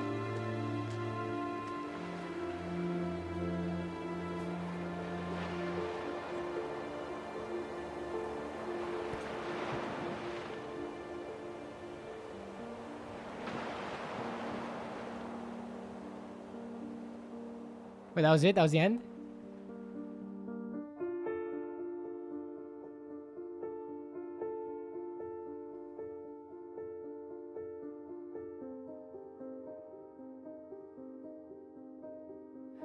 His son is really happy to read that, by the way.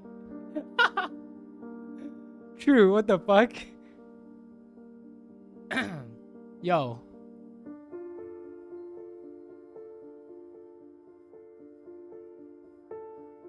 Oh, that interactive storytelling, huh? Wait, so what was the curse? Oh, whatever.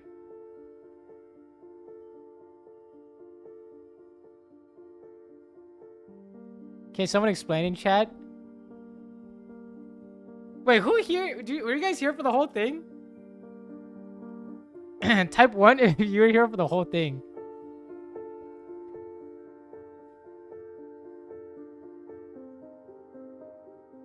I like don't understand, dude. Honestly, kind of don't understand either.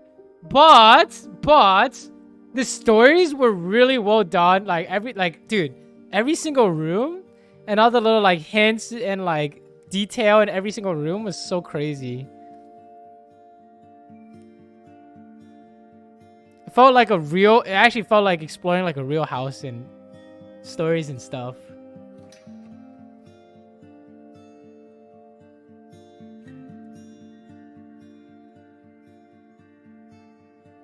Yeah, narration was really cool too.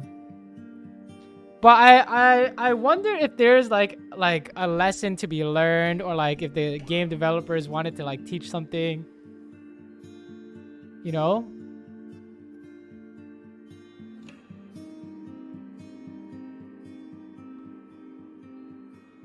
Good game, but there's nothing deeper. Don't die like this. Don't stand in front of a train. Good lesson. Guys. Yo, what the fuck happened with the monster stuff? How did Barbara Finch die? The monster shit. What was that about? And like the I turned into a cat and then the monster got Molly or whatever. What happened to that shit, huh? Seriously. What happened to those two?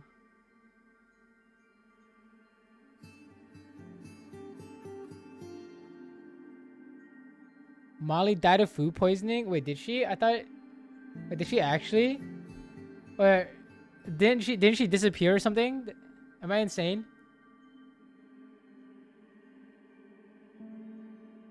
Life is short and unexpected. Enjoy it, I guess. True. What was the Barbara part?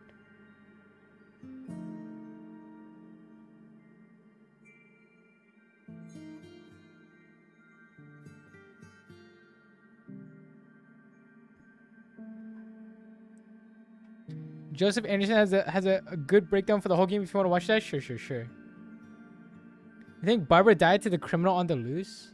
Really? I guess they were saying that the whole time. Oh wow, all the playtesters here.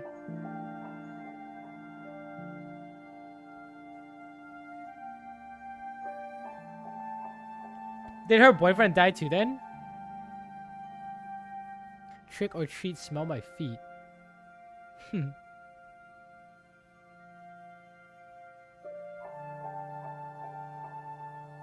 is the fridge. This is a small team.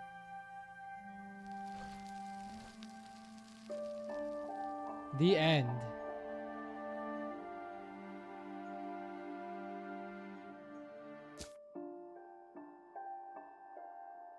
Wow.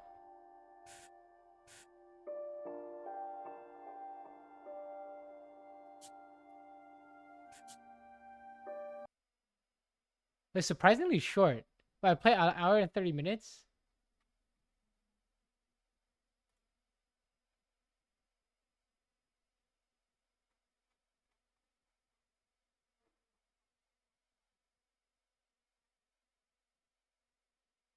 This guy is... Wait, hold on. How did people play for like 4 hours, bro? Hold up. Did he get lost? Is that why he left a negative review? How do you play for like 4 hours? This guy's walking simulator. This guy said walking simulator. Okay, here we go. Edith Finch explained. Poppy Playtime Chapter 2. I'm not playing that fucking game, bro. Wait, so which one am I supposed to watch? This one?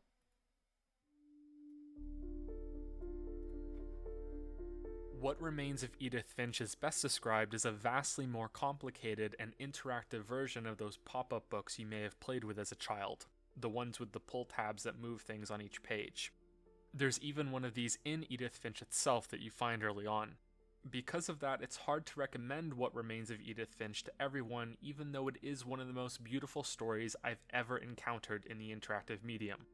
It has a few sequences that are well worth experiencing yourself, but it's important to know that it is firmly a story. Your input is limited to walking around, interacting with things like those pull tabs in those books, and absorbing the narrative. The exceptions to that are found in specific sequences when you become a different character.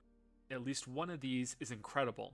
So if you're interested in stories alone, then I recommend you stop watching so you don't spoil it for yourself. Yeah, it's pretty crazy, bro. It's only about 2 hours long, so it's not a big time commitment if you really want to hear me speak about it. It may also help pique your interest, because What Remains of Edith Finch isn't the type of story you'd expect to have a villain, and yet to me, it has one of the most insidious yet sympathetic characters I've seen in recent memory. There will be spoilers from this point onward. But I had no idea what was behind that door. So this guy explained everything or what? The story begins on a boat. You have no idea who you are or where you're going. Eventually, you'll look down and see a book in your lap that you can open. You may also notice the flowers and a cast on your right arm. The book is entitled Edith Finch. On the first page are 2 false starts that have been Is this worth scribbled watching? out, both of which Are you state guys the gonna same watch sort of this with thing. me? My family never seemed strange to me when I was growing up. On the next page, the first paragraph begins to glow, and we move to another scene with another character. This is the beginning of 2 trends that we'll be seeing again and again, a creative use of subtitles, and that What Wait, which one Remains is of Milton Edith again? Finch is a bunch of stories within stories. Although Edith is the main character and narrator speaking to us through this book, everything we experience is nestled in a layer underneath that boat ride at the beginning, which is something you may forget after a while. The story is primarily about this withered family tree of dead children. There's a curse following the Finches, and it has claimed every member of the family except for Edith herself. Her mother is the most recent victim, and after the funeral, a mysterious key that Edith inherited has led her back to her unusual family home. She's 17 years old and alone in the world.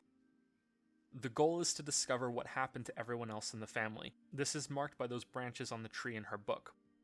As you learn about each dead aunt, uncle, sibling, and grandparent, Edith fills in the tree with a short sketch above their birth and death years.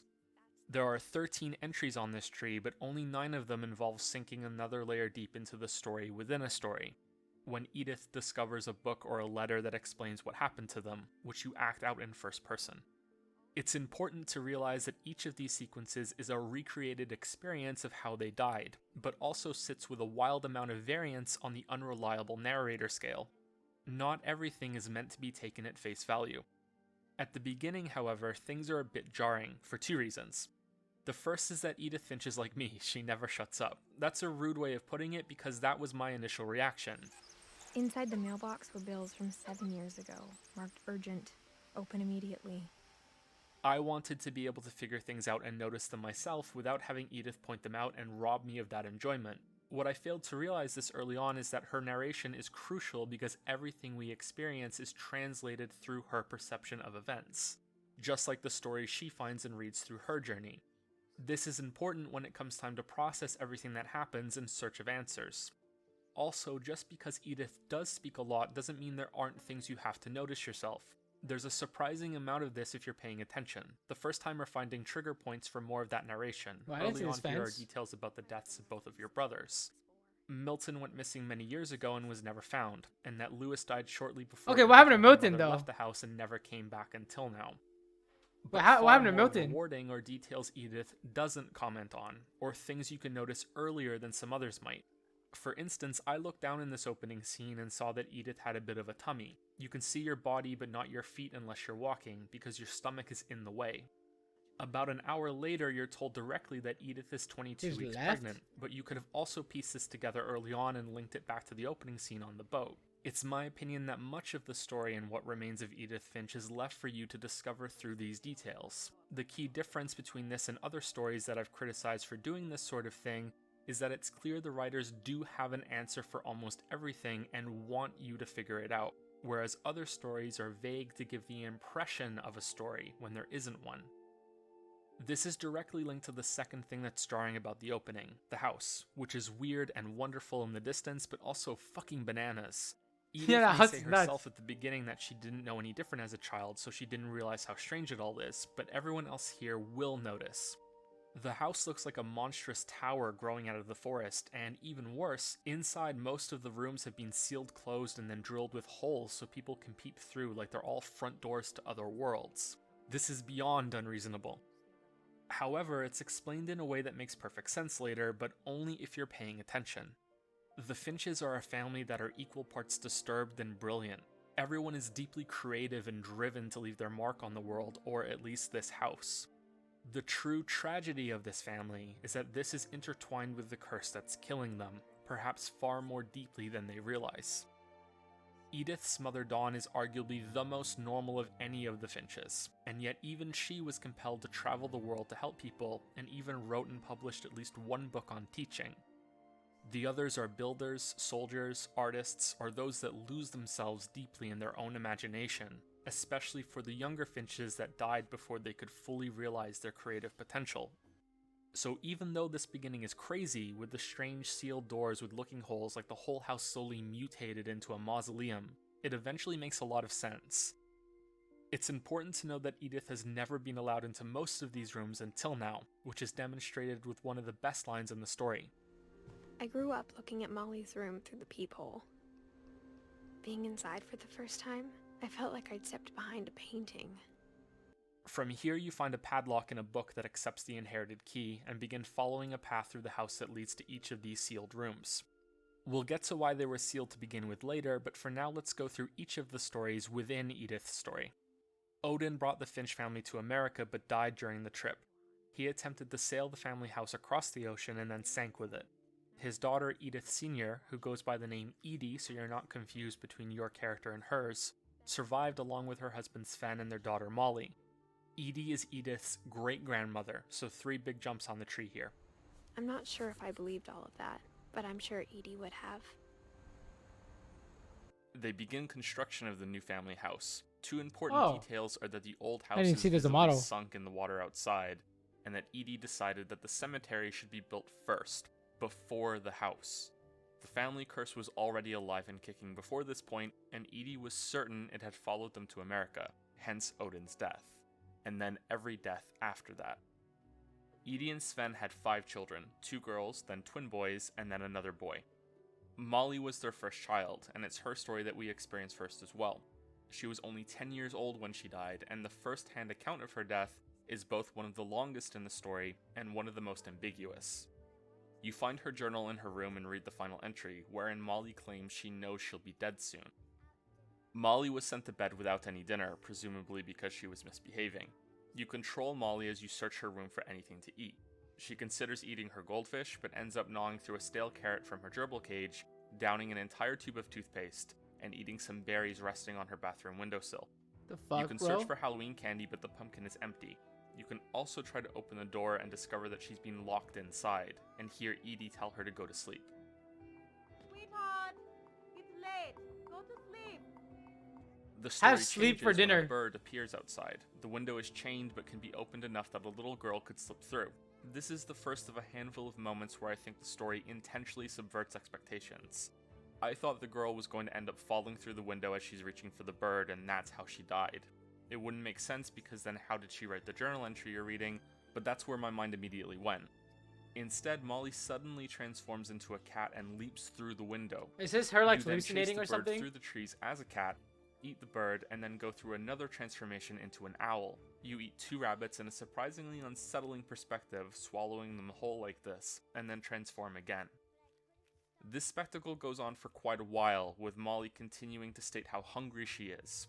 She turns into a shark next, eats a seal, and is still hungry. She then turns into a monster and attacks sailors on a nearby boat. You control all of this in a slithering game of leapfrog along the way to each person. Then the final change takes place when Molly, as monster, smells something far more delicious than anything else far away from the boat. She swims to a pipe on the coast, climbs up through a toilet, and into a bathroom in a house, and immediately you might guess where this is going. You snake your way through Molly's bedroom and take your hiding spot, the standard monster remember playing under this the bed. game? Yeah? Then Molly Did you wakes like up in it? the same bed and begins writing the journal entry that you've been reading, confident that she's about to be eaten by the monster lurking underneath her. This is all the information that you're given, and Molly is presumably found dead the next morning, or dies shortly afterward, or goes missing and is never found at all, just like your brother Milton. It needs to be, and we both know. Wait, she went missing? I will be delicious. So what's really going on here? First of all, this is some pretty great storytelling. The transition from the girl's hunger to what is clearly a dream to what then loops back to the same bedroom with an oh shit moment is wonderful. The only thing I can criticize is that the shark falling down this hill looks a bit crap. What really happened It's so is left funny, up to bro. you to decipher, just like Edith herself has Bro, come the back to shark house falling to down the figure hill is out. funny, dude. If you space out on the diary entry date like I did at the beginning, there are many clues that nudge you into realizing how Molly died. The empty Halloween bucket is the first one. Then there's the small Christmas tree at the window, and more obviously, the calendar showing it's December. There's also the sea monster drawing on the blackboard and the squid-shaped pillow, among other things in Wait, the room. what? The berries she ate in the bathroom were mistletoe, which is highly poisonous. In reality, that's not exactly true, but it's well known enough that for the sake of this story, we should accept it in my opinion. Molly ate those berries on top of a tube of toothpaste and a decaying carrot, and then went back to sleep. She then became sick, which fueled her dreams into what you played through. There was no monster. She died from being poisoned or whatever sickness she developed afterward. Back in her story, Edith draws a sketch of Molly into her book and then goes out the window to follow a similar Died path from that food the cat poisoning. did in her dream. In Edie's room, you find a ton of important details about her character, but no death scene. There are images that tell you how Odin died on the way to America instead. You also find out about her husband Sven, who died building a dragon-themed slide on the side of the house.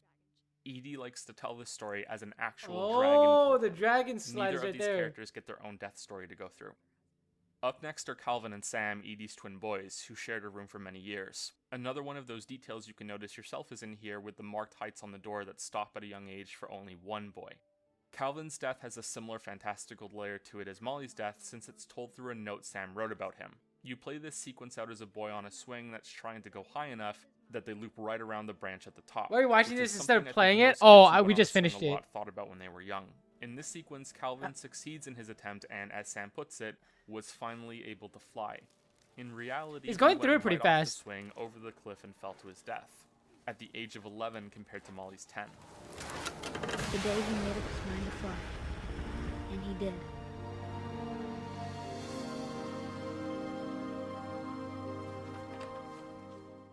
Barbara's room is next, but not before you open an unexpected shortcut back to the main part of the house from inside a wine cupboard, which means I can make my obligatory Dark Souls reference even for something like What Remains of Edith Finch. Barbara was the most famous Finch. She was a child star I don't in know what how looks that's like a Dark some Souls campy horror reference. show with Bigfoot. Her stardom didn't last long though. Her story is told with more layers to obscure the truth than any of the others, because it's a Tales from the Crypt Keeper style comic book about her death. Edith even comments that it's strange that Edie kept it and even put it on display in Barbara's room. The story in the comic is that Barbara, now 16 years old, is living a boring life as a forgotten, washed-up child star. She suddenly has a new opportunity when she's given a chance to repeat one of her performances at a local horror convention. What I played was that the whole family she winds up is missing her chance doomed. when her father Sven Oh, yeah, hurts his same. hand and has to be taken to hospital by Edie. But this guy is explaining Barbara is everything. left looking after her younger brother Walter, while her boyfriend continues to coach her with acting lessons. As the night progresses, it becomes more like a parody of old horror movies. The boyfriend goes missing and you have to take control of one of the comic panels to go looking for him. It turns out he was trying to scare you to help you get into character for your big scream at the horror convention. Oh dear. The radio is also blaring out a warning that a band of criminals are terrorizing the area. A hookman ends up invading the house and Barbara fights him off.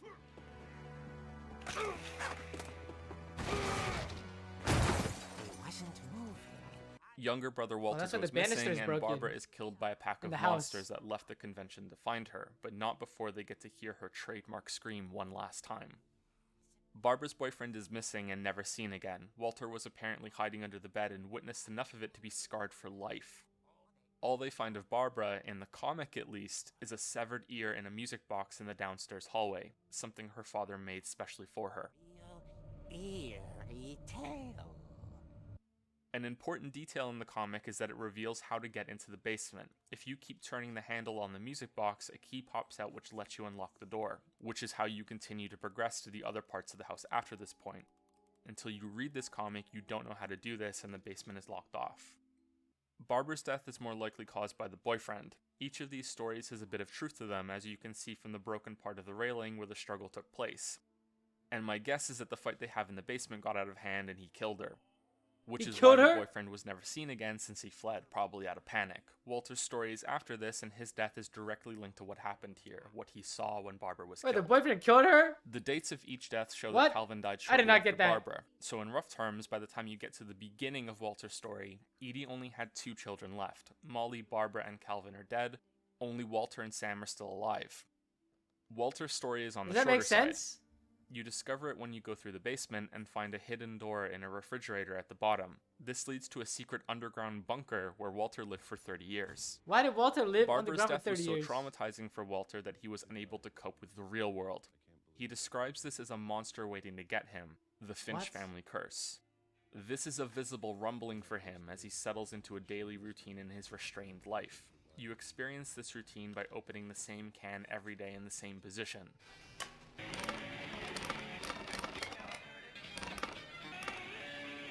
He has one of the best lines in the story here when he describes his life as so comfortable and cushioned that even the monster at the door has become routine, almost friendly. Then, after 30 years of this, he has finally recovered enough to venture outside. He goes down to the area he was using to store extra supplies and garbage, and that creative use of subtitles is back as he hammers his way through a wall to the outside. But I need to stop living the same day, even if it kills me. I don't usually comment on this sort of thing much, but I'd feel like this video would be incomplete if I didn't point out how much the music adds to this scene. The way it represents Walter's newfound hope as he steps toward the light of the outside world for And the then first just time fucking in dies. 3 decades. I went through the story twice and this got me both times. Have a year left. Or a month. Or a single week. I'd be happy with one new day. I can already imagine the sun on my face. It's especially profound Hi. given that Walter's words were already Well, what are written you up on the to? note Edith is reading before he got out and walked along this tunnel, Been which mov- is been why the watching train that TV? immediately appears and kills Wow. him is so twistedly ironic. Huh? In the bunker, you can find a train set that Walter had been working on painting. I don't know the full intention behind that detail or if the rumbling he felt was meant to be the train passing by each day. It doesn't quite make sense if that's the case because it was the fact that it stopped happening that led him to leave the bunker. whereas his death proves that the trains were still running, maybe a little later than usual. I don't if the get was it. caused by them. It's also worth pointing out that the death he was so afraid was waiting for him outside the door to snatch him if he left got him within the first minute that he was free. Wait, so how did he die? Following this story is Edith following in Walter's footsteps. Wait, so he died. So he left because the train stopped, but then he died by getting hit by a train. Does that make sense? The train tracks are strangely destroyed now, and it's important to know that Walter was living below the house for so long that Edith was alive and living there when this death occurred. Walter died when I was 6. I don't can't get it, believe bro. my mom never told me he was down here. Walter was the last of Edie's children to die, and even made it to past the disappearance of Edith's brother Milton. Just like Walter's scene in the tunnel, I found this next sequence to be extraordinarily beautiful. Edith wanders along the shore, staring at the water, and is digesting all of the stories she's read so far. Some of the most important lines in the whole story are said here, but we're going to skip ahead to the cemetery and the next round of deaths. We'll come back to this later.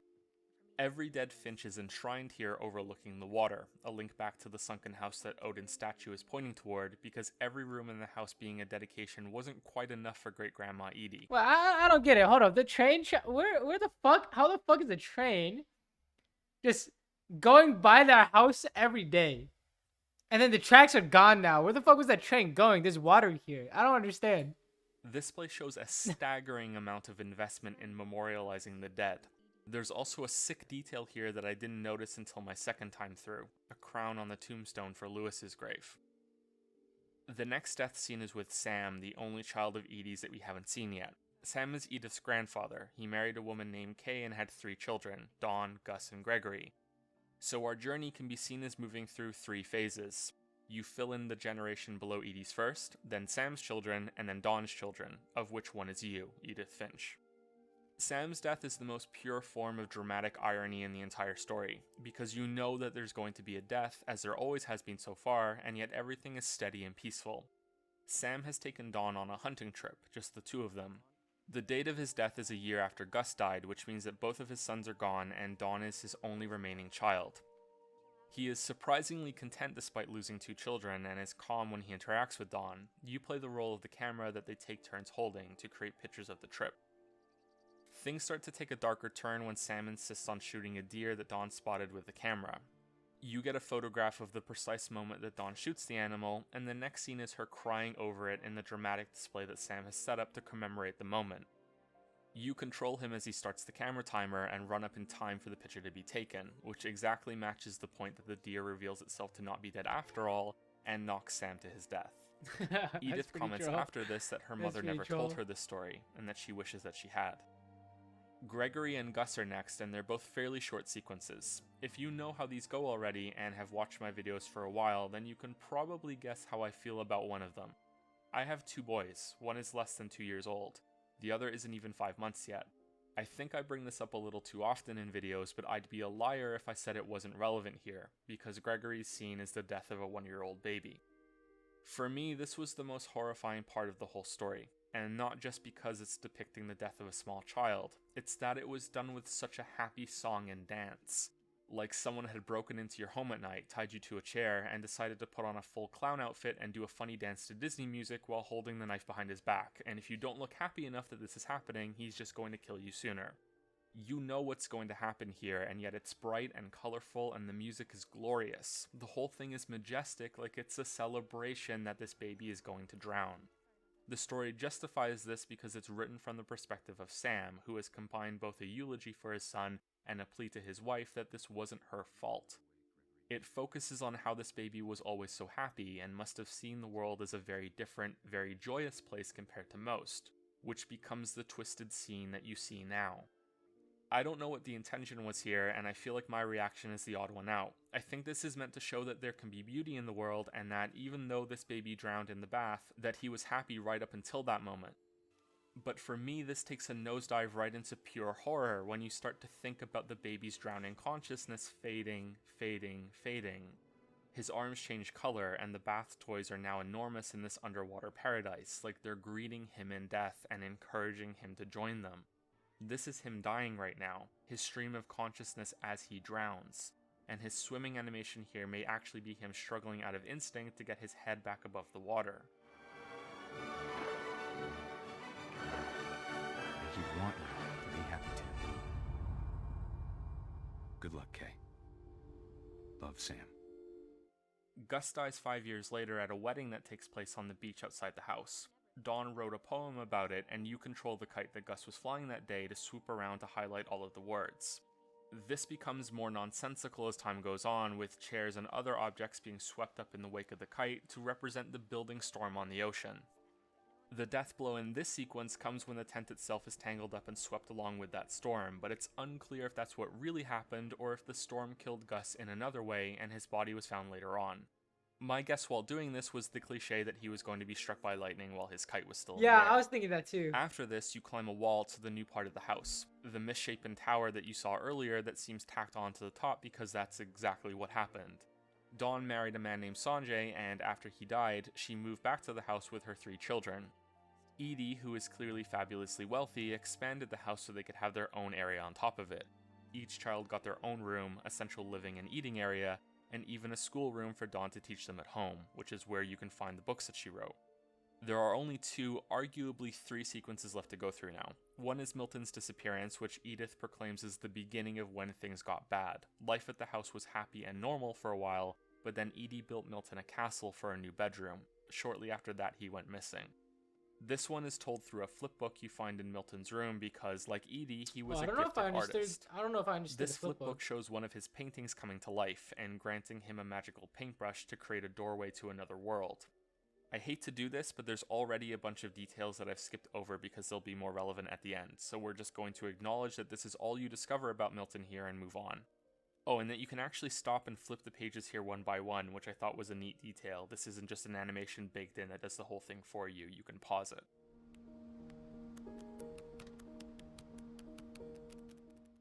So that leaves us with Lewis. I'm going to do something now that I haven't done in a video since I think The Witness or Soma. I'm going to repeat my spoiler warning. In my opinion, Lewis's scene is worth the asking price for what remains of Edith Finch all on its own. That's not to say that there aren't other worthwhile moments in this story. I think we've already seen a few of them, but this sequence with Lewis's death is simply incredible. They left. I'll do my best to emulate it here for the sake of discussing it, but if anything that I've shown you so far has looked like a good time to you, then please stop the video and do this part yourself. It's real close to the end too, so you can see that and form your own thoughts before hearing mine. I'm going to risk saying that nearly everyone is going to be able to relate to the scene with Lewis, and if you don't, then you should count yourself very lucky. Because it means you've never been forced or stuck doing a monotonous task that leads you to an inevitable bout of daydreaming. A wanderlust to be doing anything other than what you are now. A soulless job or a daily chore that eats up a ton of time. Soulless job. Do you guys have a As soulless you can job? see, Lewis takes this one step further than most. This scene is wonderfully narrated by his psychiatrist in a letter to Lewis's mother, Dawn. The performance of this letter, both formal and subtly emotional at the same time, is the perfect match for the otherwise bizarre visuals you'll be interacting with. It's as though even she was traumatized by what happened and is struggling to accept that she almost understands why he did what he did. Your right hand on the mouse Worked at controls the McDonald's hand for putting 2 the fish years? under the Damn, guillotine. what the fuck? Your left hand is on the keyboard moving an imaginary character You're a through cashier fantasy for a world. bit? You Yeah, have I to only do did. both at the same time. I your did, boring job and your daydream. Fast If you're food like me, you'll have cashier another great for like a moment of summer. subverted expectations here. This is, of course, going to end in death, and what could be more obvious than the daydream taking over, and Lewis losing concentration, putting his whole arm under the guillotine along with the fish. Yeah, This that's is what we not all thought. That's what we all thought. The fantasy world of Lewis's imagination slowly grows in complexity as this goes on. First to a far more advanced perspective of the world, then to other characters, then music, a city instead of a flat maze in a cave. It gets more difficult to navigate along with these changes, but it also becomes more visually appealing. With all of these changes, more of your attention is getting drawn away from the fish that you One continually old lady need to chop. called the manager on something you that for doesn't getting have a 5 regular cents of rhythm to discount it, so coupon. even that can't be Jesus. something you demote to muscle memory. Your attention is being pulled like a tug of war between the two, and while I was doing this, there was the added tension of avoiding getting my arm stuck under the blade, which I'll further confess I thought I could break the set piece as long as I paid enough attention to not put the fish too forcefully under the guillotine. Even with that in mind, I lost myself more than once to the daydream. Eventually, you have to start making decisions, which coincides with some of the more powerful rises in the music that's playing. These decisions don't really matter, and yet they're enough to make you feel how Lewis is being pulled away from reality. Look at the pacing here. You're a boat sailing ever forward. You're not going to stop in the middle of this river and debate it. You have to make a decision, left or right. Think about it quick and decide. Follow the water, follow the images, follow your imagination, not the same fish being chopped over and over and over. And I mean, look at the scale of this. Look at how this continues to snowball further and further out of control and into insanity. There's so much in this consuming daydream that it rivals everything else we've seen so far combined. The palace, the people, the spectacle. Eventually, you can't even see the conveyor belt or anything of your workstation anymore. Just the fish plopping down, ruining your hypnotized view. And then, suddenly, you're brought back to reality. You're no longer in the fantasy world. You're no longer chopping the fish. You're walking through the cannery. And people come and try to use KFC coupons, got mad we couldn't accept them. Even picking up the fish. Jesus, bro. It's the same motion over and over as he's in a trance. You walk up the conveyor belt and join with his vision, and immediately see how that compares to the drudgery you just walked through. And the celebration here becomes something similar to Gregory's drowning in the bath. Lewis is now consumed by the idea that his imagination is just as real as his physical body, and that the world he made for himself is superior to the one he was originally born into. The parade here is encouraging that. These are the cheerleaders of his suicide. All that's left is for him to be ordained king of his own land, which requires him to bow his head and receive his crown.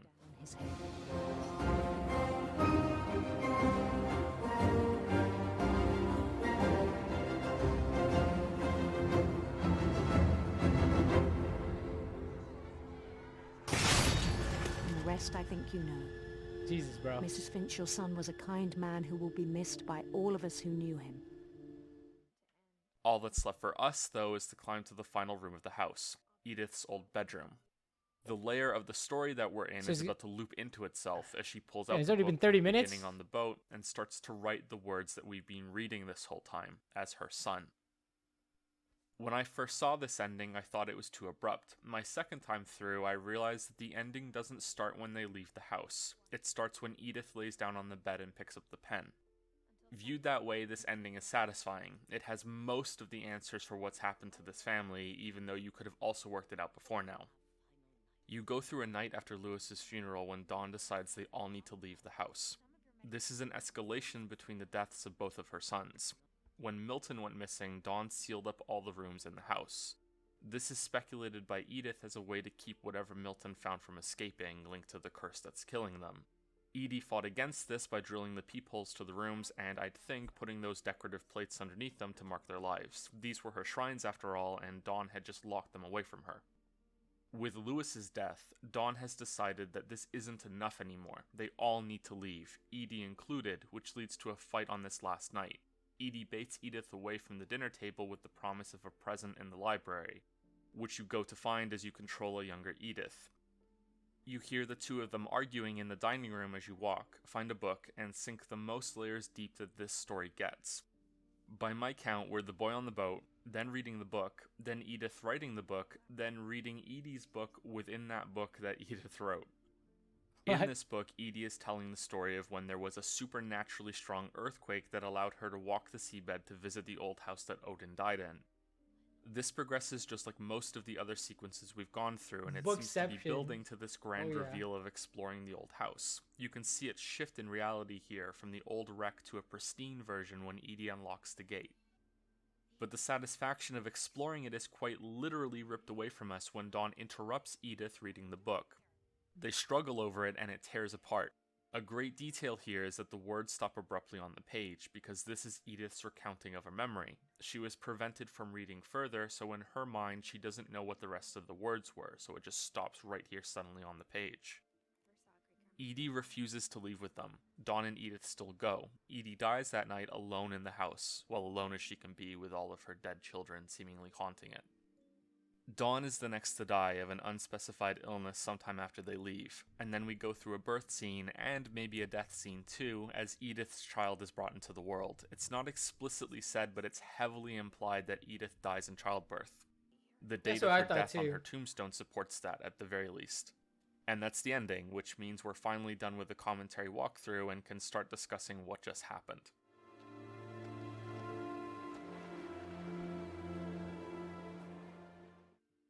The villain of this story is Edith Finch, Sr., great-grandmother Edie. The most important lines of the whole story are spoken near the end when you're walking through the library. Dawn and Edie say this. Edith has a right to know these stories. My children are dead because of your stories.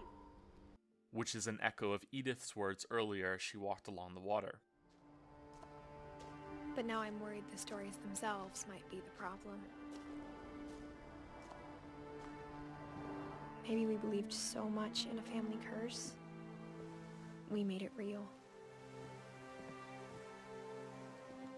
Edie is obsessed with the family curse. This presents itself with a chicken or the egg sort of problem. See, it's clear that the Finches already believed they were cursed before coming to America, but it's not clear if Edie was truly invested in it before that point.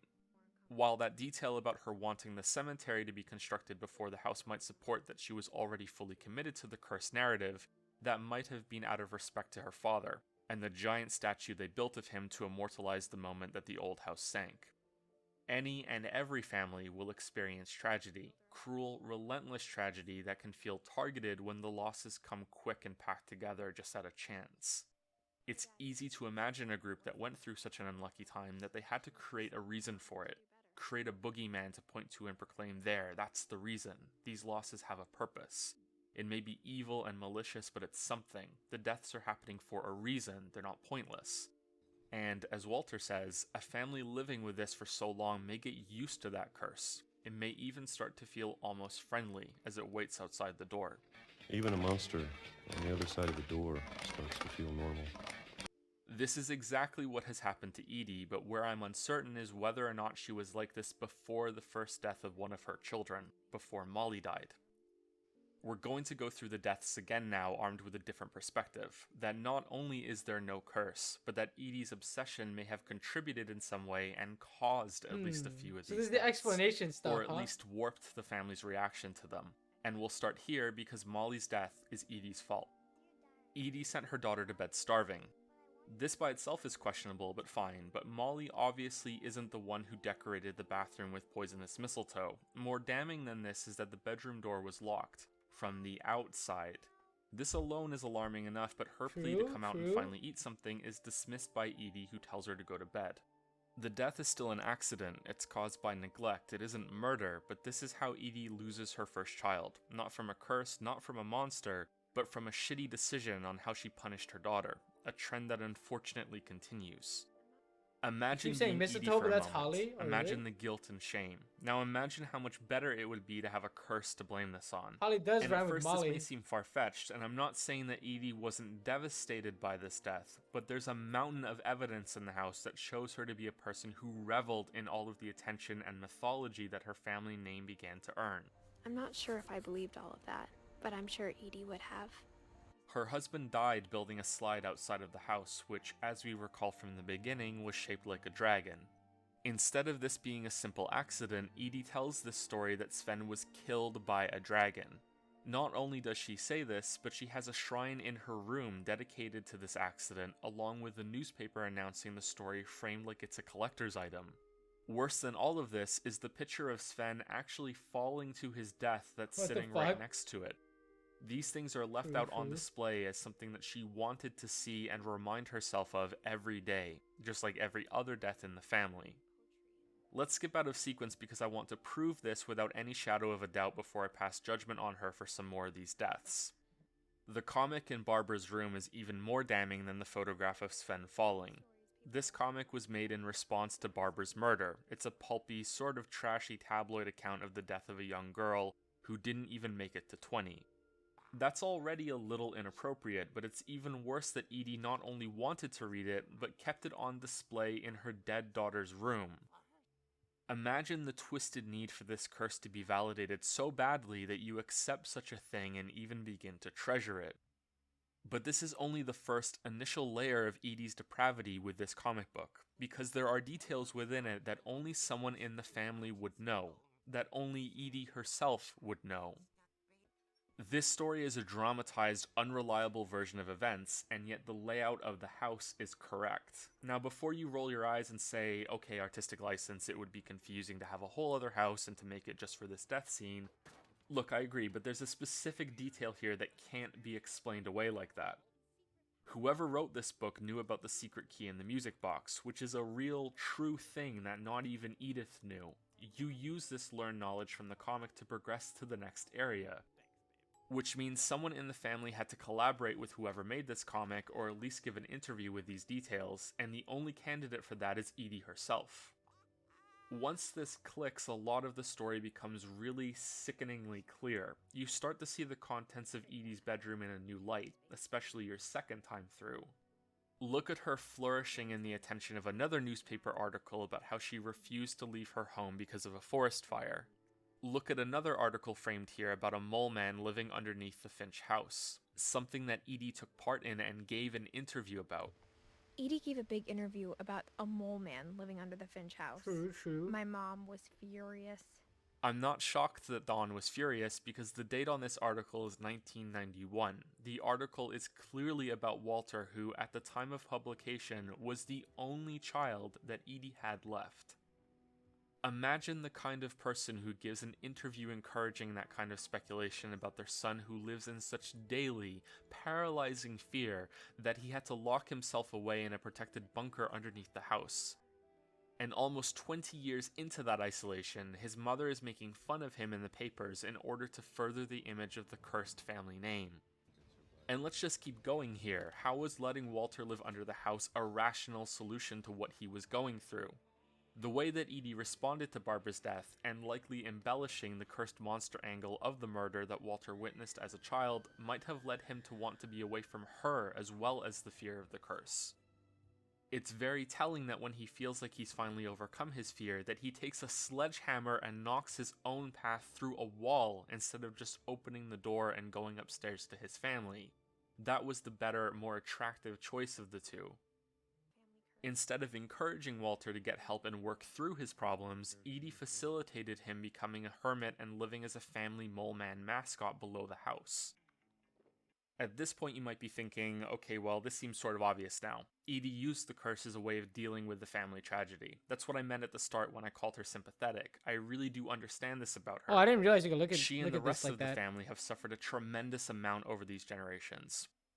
But there's another angle here that makes this so nefarious, because the curse wasn't just a way to accept the death of so many children, it was used as a scapegoat to justify some insanely reckless behavior. And this has trickled down from Edie and Sven to corrupt every generation since then. As Edith herself says, I don't know if I should even be writing this. Maybe it'd be better if all this just died with me. the nature of these stories tries to hide this from you. Imagine Edie encouraging Sam to write this beautiful letter about his dead brother. Or imagine Molly so familiar with how inevitable her death is at the hands of the curse, that she writes a journal entry about it while she thinks a hungry monster is about to eat her from under the bed. Look at the sublime emotion and adoration that Sam pours into this letter about Calvin being so adventurous and fearless that he was determined to swing around the top of the branch, that he was so certain that he could fly, that he needed to fly, that he went for it. Now look at this scene again and realize that Edie and Sven built a swing on a tree on the top of a goddamn fucking cliff where even at a normal swing arc, the kids would be close to dangling to death if the slightest thing went wrong. Or the pathetic looking broken fence that might be more inclined to impale them if they fell rather than stop them from going over the edge.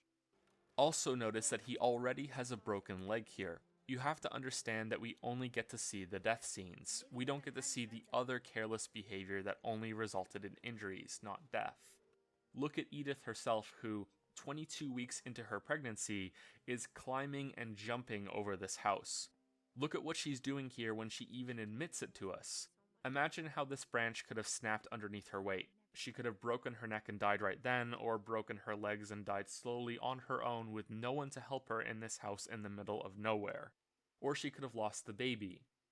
Really imagine how fitting this death would have been in context of the others. You can even imagine finding the unfinished book about why she came back to the house just like Molly's journal entry, and a tree with a broken branch on top of her tombstone. Sam's death is the same. Why risk taking such a photograph and not confirm that the deer was dead? His daughter was That's pretty weeping troll. over it for a long time and he didn't even check. It could have hurt her instead of him. It's pretty troll, Why not dude. drag the animal to a safer place instead of tempting fate with this dramatic pose? Because the Finches don't do safe and reasonable. They're creative, brilliant, determined people who have that ambition shackled with the curse as a reason to be reckless, beaten into them by their matriarch's obsession with legendarily bad luck. Mom said the basement was off limits, unless I wanted another tetanus shot. Sam dies from falling off a cliff here, just like his twin brother Calvin. Then we come back to Gregory and Gus. Each of these deaths is the fault of each of their parents. No matter what Sam's letter might say, and no matter how much he may try to find some meaning in the death of his 1-year-old son, this is purely the fault of the mother. You don't leave a baby alone in a bath. In the scene, Gregory manages to get the water back on and drowns when the tub floods, but even the small amount of water at the beginning is enough for a baby to die in. This is disgustingly irresponsible, but it's the curse, right? It's not that the Finch children weren't being looked after well enough, it's a supernatural force that's twisting their fates and killing them while they're young. Gus is almost the exact same thing. The mother Kay neglected the baby in the bath, the father Sam neglected the boy at the wedding, and forgot about him flying his kite out of spite in the storm. He wasn't happy about his new stepmother, so he refused to take part in the ceremony. Sam was so pissed that he just let the kids sulk in the storm, and that killed him. He drowned after being swept into the ocean, just like Gregory. Oh, is that what it was? Which brings us to Dawn and her I children. thought you guys said and it where things get a crushed. The lot debris more crushed him. complicated. Dawn didn't tell any of these stories to Edith, as we know from her comments. This is what I meant earlier when I said Dawn is the most normal out of all of them, likely because she realized the kind of damage that magical thinking about death can cause. But you can see that a little sliver of Edie's ideology had gotten to her, because when they adopted a stray cat, she named it Molly, which is something Edith only fully understands the significance of after reading the first journal in the house. There's also more evidence of Edie's obsession when Dawn returns to the house with her kids. Any other great-grandmother would have realized that it's time to let things go, clear out the rooms, and have the next generation move in while the house moves on. Instead, she makes the house bigger. It grows like a tumor, like an abomination in the forest, just so Edie's meticulously crafted shrines, each with their death portraits that she paints herself, can remain preserved. As Edith says, things take a turn for the worse when Edie gifts Milton with a castle, a very grandiose gesture, shortly after which he goes missing. Milton's death is the only one I can't reconcile with my thoughts on the story. It's important that he's missing, not dead, for reasons that we'll go into shortly. Wait, why is but that? because of this mystery, He's I dead? ended up Googling this and found an answer by the developers. Giant Sparrow also made the unfinished Swan, and Milton's disappearance into a painting is meant to be a connection between that and what remains of Edith Finch. I don't know how I feel about that because it implies there is some sort of supernatural element after all, but it could also just be a cute Easter egg and a way to link projects, especially given there's no information How did Milton suggesting die this in then? the story whatsoever, otherwise it doesn't fit with a lot of what else is said in this story. The reason that it's vital that Milton is missing and never found is that Dawn is stuck because of it. She seals the rooms in the house in reaction to losing her boy, when it would make far more sense to take her surviving children and just leave. When she seals the rooms, it isn't to keep something trapped inside. It's to keep her children from getting in and exposing themselves to the stories. Edie clearly disagrees, which is why they start a minor war over it and she drills the peepholes. Dawn can't leave because she's convinced Milton is missing and will eventually come back, as shown by her refusal to put a death date on his tombstone in the cemetery. Also, these ornaments that Edie decorated them with must have been a thrilling return to form for her, a refreshing return to thriving under the curse that made her family infamous. It's probably this drought of attention between deaths that led her to doing the article on Walter and the comic book on Barbara. Just imagine how quick and eager Edie had to have been to get this crown on Lewis's grave when she herself was dead so soon after his funeral. Lewis's death shows the lasting damage that Edie's stories can have, and it's for that reason that I consider his sequence to be the most important. Sealing the rooms prevented Edith from getting inside of them, but Lewis was 15 when Milton went missing and had all those years of Edie taking him from room to room. And just imagine how much those stories were embellished over the years, and how mundane the versions we experience must be since Edie wasn't around to build on the simple foundation. For Lewis, 7 years after the rooms were sealed, he has to live with the loss of his brother, and that his life has become depressing and dull. He's in such a bad place that he understandably has to visit a psychiatrist for help, and Dawn tries to steer him toward normalcy with a very mundane job. Nothing like the castle that Milton had, nothing like the glamorous stories that Edie kept telling and retelling. Is it so unexpected that he began such involved daydreams then? Is it so surprising that he began to yearn for something more fantastical than what he was being subjected to? Something closer to those stories of family members that he was meant to be a part of and equal to? Where's his version of the great-great-grandfather that packed up a whole house to sail it across an ocean, with a constant reminder of it sitting in the water outside the sea every day as he went to work? He made a story for himself instead that got him. No curse, no monster, no accident. Lewis killed himself because of this contrast between how dull his life was to what he must have felt was owed to him. My children are dead because of your stories! Which makes Dawn's desperation at the end make so much more sense. With Lewis's death, she has to admit that Milton isn't coming back. She's accepting the death of both of her sons at the same time while knowing she has to protect Edith better than she did Lewis. It's that desperation you can see as she physically fights with her daughter to stop her from finishing even one story that Edie left for her. One more outrageous than any other that came before now. A massive earthquake, visions in the fog, a magical house in the ocean, returning to your childhood home that's full of ghosts, something that Edith herself is doing in this story right now. I felt this when the book was torn away. I wanted to see the end of Edie's story. I wanted to see who would just turn the light on. I think most people will. They'll feel cheated that you don't get to see this ending and that the real story stops so suddenly after this. But that's the point, isn't it? It's telling that Edie outlives almost everyone in this story. She definitely gets the high score in terms of age, which makes you wonder about her attitude toward the curse that she's never really afraid of like Walter was, or any of the others, despite being the one that encouraged the thoughts about it.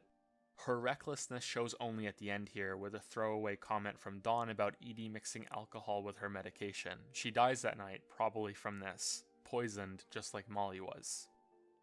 As for Dawn, it's not surprising at all that a woman who witnessed her father die, lost 2 brothers, and then 2 boys would have her health suffer in response to that. Unlike Edie, Dawn didn't have a curse to unload all of that emotional work onto. There was no scapegoat for Dawn. Edith dying in childbirth is a tragedy, but those strike every family. Mixed in with all of the deaths caused by carelessness but and what happened to neglect will be Milton, genuine, though? unavoidable loss. It's her son that deserves at least a little attention. He has a cast on his arm just like Calvin did on his leg. It's a detail that was deliberately included, and I wonder if it's trying to say something. It could just be a routine injury that many children go through, or it could be a sign that there's already a connection between him and the Finch name that follows him. That the stories in the book and his visit to the house may persist and be passed down with a new generation after him. The danger here is reading too much into details like this, but I think with the kind of story that What Remains of Edith Finch has, that it's safe to say that almost everything is intentional, but that doesn't mean there aren't happy accidents or mistakes. For instance, both Edie and Lewis's rooms have sealed doors, which doesn't make any sense. Edie would have still been using the room after Milton vanished, and Dawn and Edith left the house right after Lewis's funeral, right before Edie died. Unless Dawn went back to seal those rooms afterward, but then she would have also had to drill the peepholes, so yeah, that seems like an error to me. No story is going to be without a few little issues like this, and they definitely don't ruin it. There's enough attention to detail that I do think the writers have an answer for nearly everything, which is why I enjoyed piecing it all together. It may surprise some longtime viewers, but I do enjoy stories that are open to interpretation, but only when there are actual answers. It's when the vagueness clearly leads to nothing at all that I view it as a waste of time, because then it's like an artist slathering blobs of paint on a canvas without an effort to shape them. They don't want to. He makes hour-long videos. They don't want to make a story. They just want it to look like one. I thoroughly enjoyed What Remains of Edith Finch, and I hope you enjoyed me talking about it nearly what was as this much. part? This isn't the usual thing I do on the channel, but I love stories, and I get a lot of requests to dig into narratives. I think most people are going to be able to see a little of themselves in these characters, or something of their family, or a memory of interacting with them in the Finches. It made me really think about the power that older generations can have on newer ones, and the troubling thought that family traditions can influence more about ourselves than we might realize. How we think, how we approach things, and even some of the strongest opinions on things that we might have. That we just continue to perpetuate and assume is right without really thinking about it. Whether or not that was intentional on the part of What Remains of Edith Finch, I can't say. Bro, I watched all 50 minutes, bro. Thank you for watching, and thank you to the patrons scrolling on the screen right now. I'll see you next time. How many of you guys stayed with me the whole time, bro? There's no way. I need to get some sunlight, bro. I need to touch grass. Alright, did you guys enjoy Edith Finch? That was pretty fun.